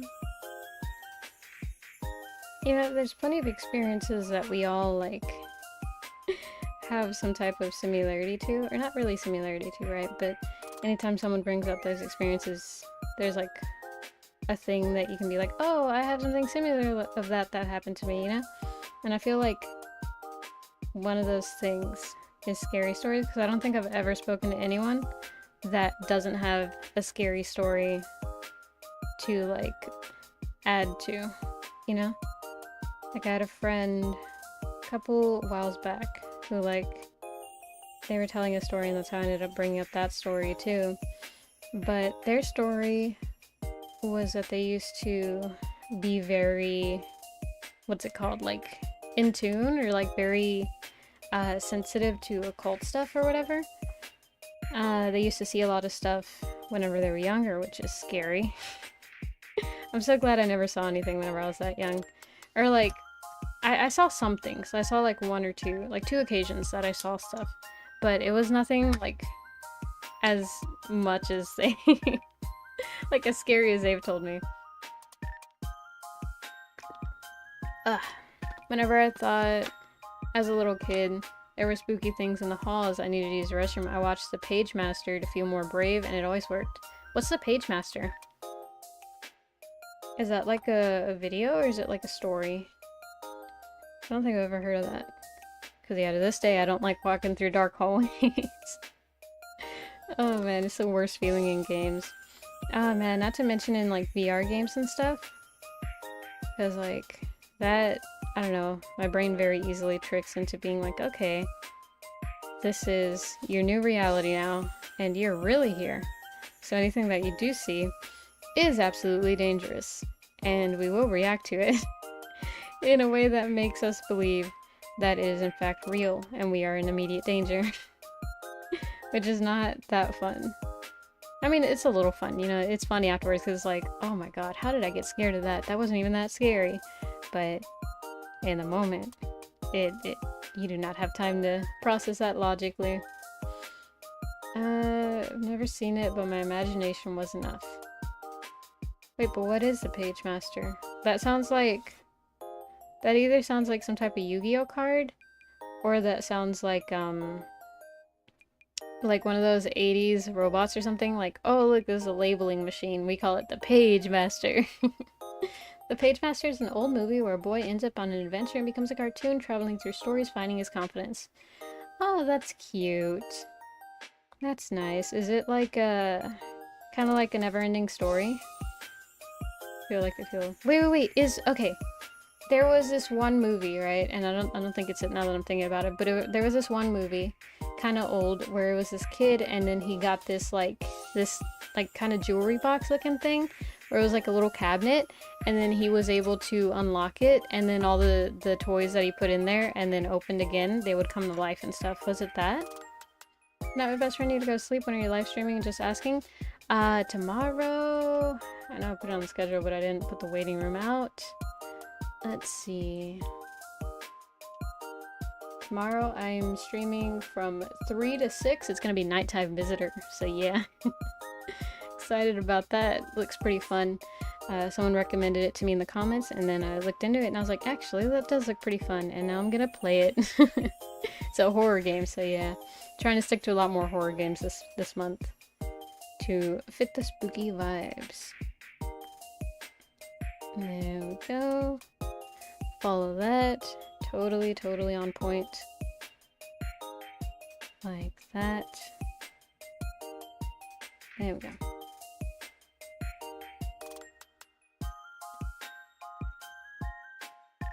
I can't like get a good grip on this, and then because of all the spots from like ink bleed of previous pages, it's like hard to see what's just mess and what's actually just a page.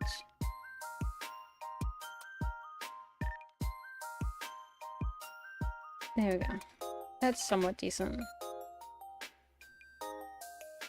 And then here. And there. And here. There. Here. And there. There we go. The Page Master is more like this kid entering a library. And not the Page Master, but I love that one. Yes! Oh my god, that one... It reminds me a lot of like Toy Soldiers, but still a good movie. There we go. More like this kid entering a library, escaping bullies, and then slipping and started to hallucinate. The fresco on the ceiling was melting into colors, turning him into a cartoon. Man, I miss it. Ah, that does sound like a good movie. I need to watch that one then. It sounds cute. Maybe I can watch it and then not be afraid of that feeling of impending doom as something rushes towards me in the middle of a dark hallway.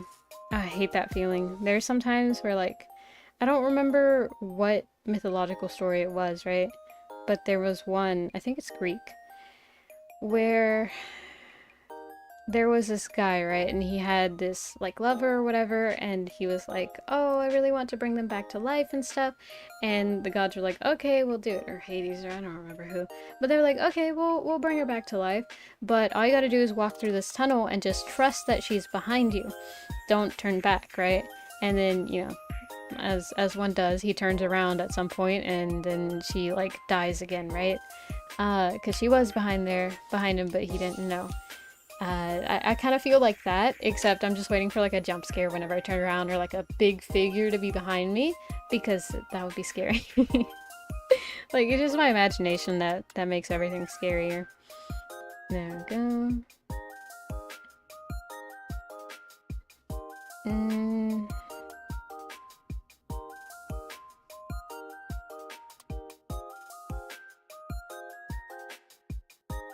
Right there, right there. It's one of those 90s wholesome movie. I haven't heard many talk about it. Oh, then I definitely gotta watch it. Welcome in SCP Deadman from American Zombie Apocalypse. How are you? How's your day been? Hope it's going well, and if not, I hope it gets better. Right now, I don't even remember. But, oh yeah, we're doing Inktober stuff. But, look, that's a design of if a centaur wanted to drive a car. A rough concept of a centaur driving a kind of pickup truck deal, I guess. Just gonna imply that it was longer and stuff, because they're not even, but it's fine. Okay, I think that's it. The only thing is I gotta do this, that's the thumb. So then that one was supposed to be white, but you know what? No one's gonna notice. There we go, and there we go. There we go, that should be fine. Except for this. I can't even tell where the horn is anymore. Let me add some detailing to the horns so that we can see where the horns go.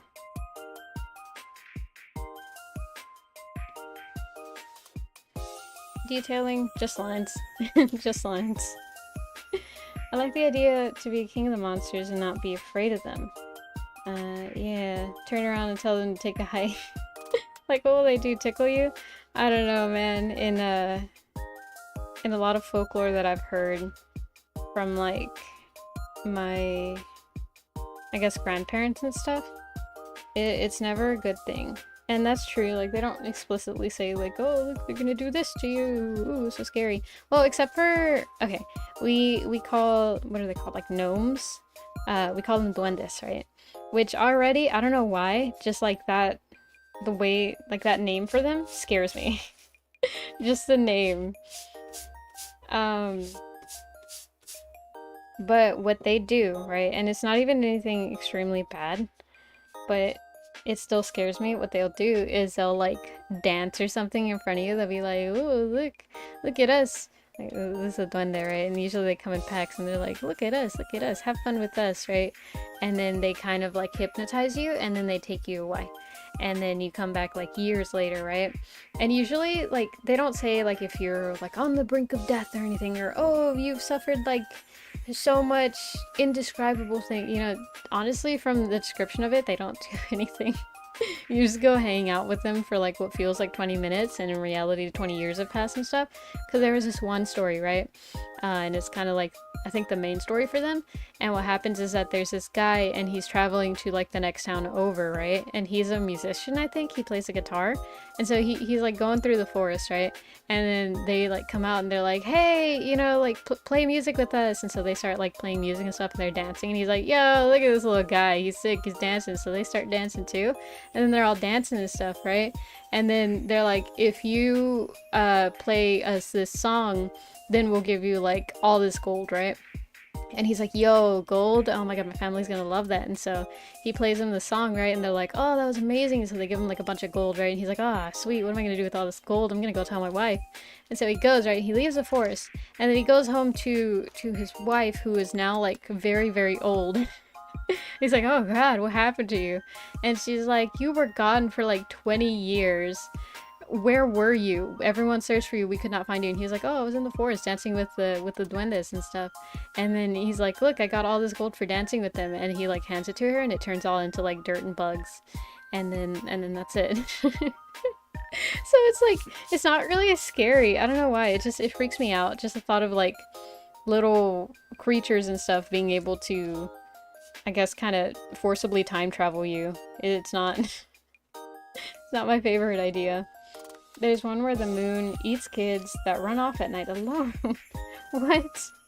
They say you can see the man it ate still in its spots. Ooh. German folktales are brutal though, like limbs taken, reason why in D&D the Fae are wild and dangerous but pretty. Oh my god, I have heard of that. Like, there was one where it's like, oh, if you're a bad boy and you don't eat your soup, then, I don't know, some monster's gonna come and eat you, cause... Or, no, that was a German folktale, and it was like you starved to death because you didn't eat your soup. The bad ending. Oh my gosh. But yeah, it's just like, I don't know, it doesn't seem like something you want to mess with, you know? Or at least that's how it's always... I don't know. They always... Okay, actually, right before I start this one, right? Because I gotta focus for this one. So, a while back, I went to visit my family in Mexico, right? And they were telling me as we went to go, like, explore this river that my dad used to play at whenever he was younger. And so he knew whenever he was young that he was supposed to, like, I don't know, thank, like, the water spirits or something. Like, that's roughly what it translated to. I forget how you say it in Spanish. But you had to, like, say a prayer or something. And, like, everyone had always told him to do that, but they never told him why, right? So he never questioned it. He always did it. And so later on, like, literally while we were there, they were talking to him and they were like, oh, yeah, you know, you gotta do this, because, if you don't, they drag you in and they kill you. And it's like, ah. And my dad was like, oh, I always wondered why they made you do that. And I was like, wait, what? So apparently, like, it was urban legend of that little town area that he lived in, that if you didn't, like, essentially pray to the water spirit that lived there, because it wasn't like a god, it was just a spirit that inhabited that lake, or not really lake, it was a river, but if you didn't, like, not really pray to it, right, but just like, oh, thank you, please allow me to get some of your water, and then that was it. But if you didn't do that, it would kill you, which is so weird. But they're just, like, so nonchalant about it. Like, yeah, you know, you gotta be careful. Otherwise you die. And it's just like, why are you so calm about that? Isn't that terrifying? Isn't the thought of death terrifying to you? And they were like, eh, you know, same old, same old. Grimm's Tales are PG compared to the original. Oops. Oh, I don't know what you type. I missed it. Dang it. I'm gonna have to watch the VOD later. There we go. May have made too big of a iris there, but that's okay.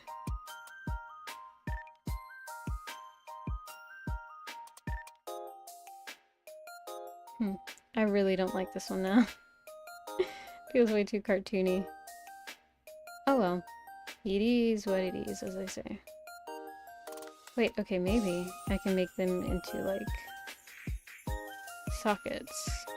And in reality, it's a skeleton face. Woo! There we go, make a mistake into an intention. That's the way you do it. Totally. There we go. Do that. But yeah, I suppose they never did say what really happens. There's this one story that my grandma has, right? So, okay, so do y'all know the tale of Jeepers Creepers, right? Like that movie? And how it's like an urban tale or something. I think it's like roughly based on a pre-existing, like, what's it called? Local cryptid or something? But I don't know. My grandma hadn't seen that movie, right? And she... Okay, so essentially here's what happened, right? What's it called? Like, chronically? Canonically? No. Chronologically, right? So first she was on a road trip with my grandpa, and then they they were like going past this like long stretch of road in the middle of nowhere, and then they saw this like person standing on the side of the road, right? And he wore a trench coat and like a kind of cowboy hat looking thing.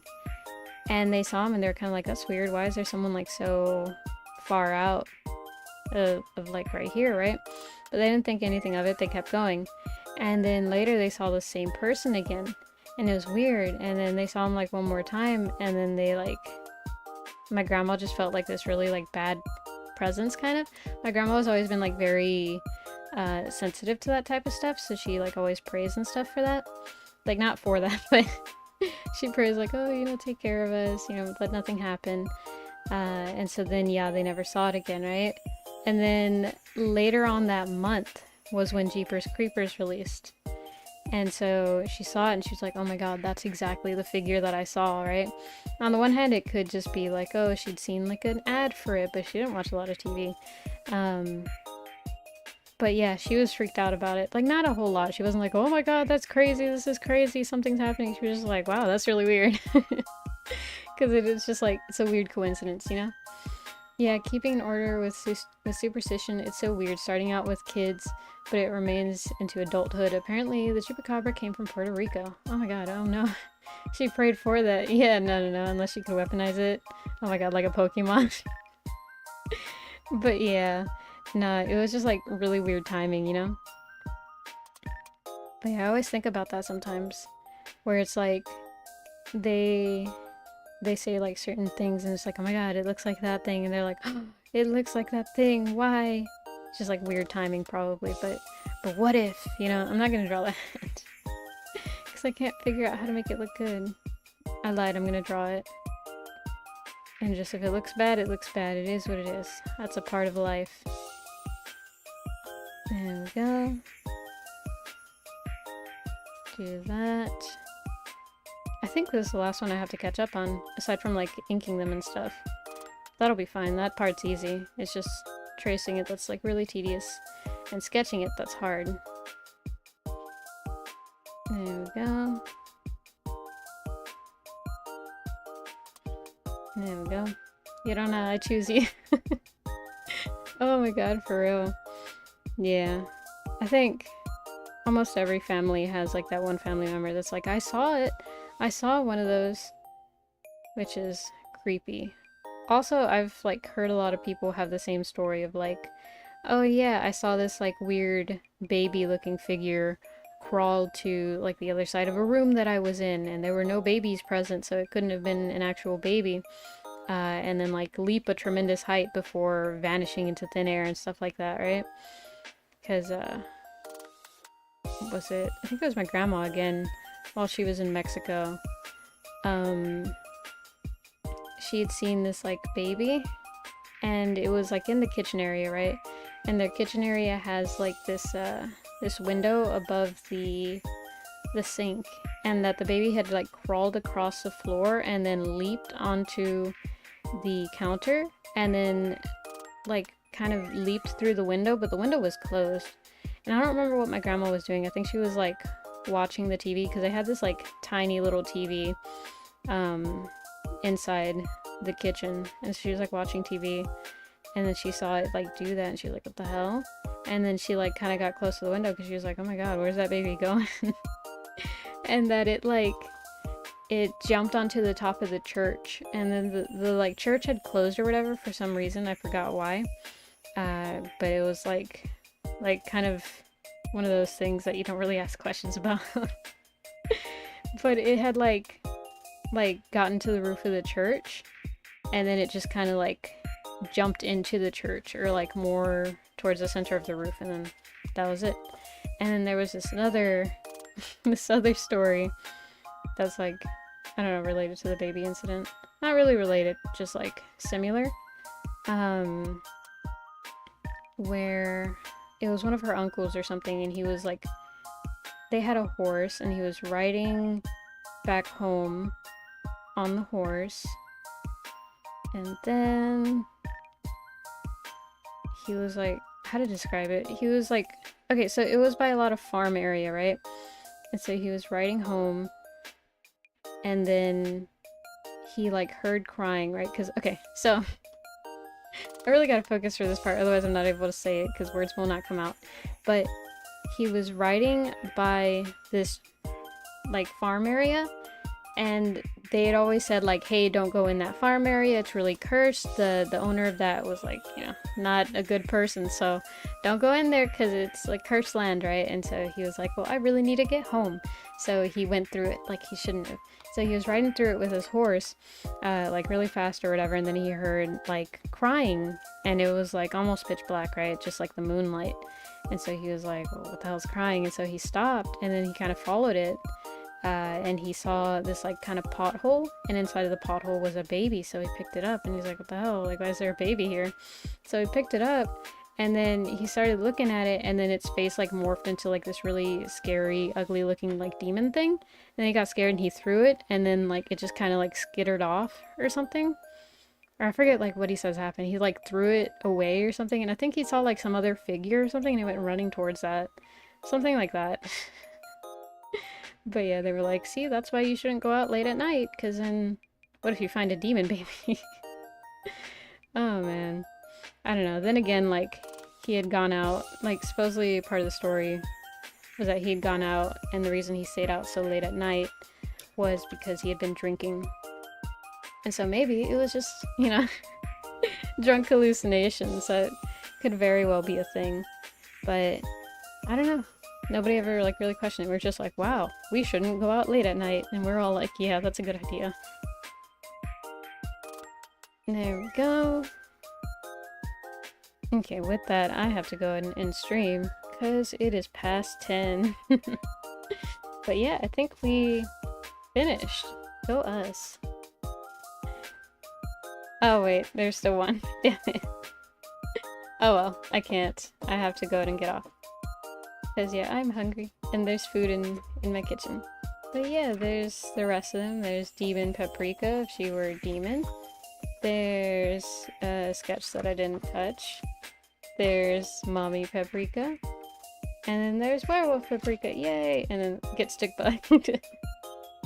Oh my god, with that, I will go ahead and switch over to here. I realize now I never like changed the music, which probably had to do with a little bit of my insanity that I had.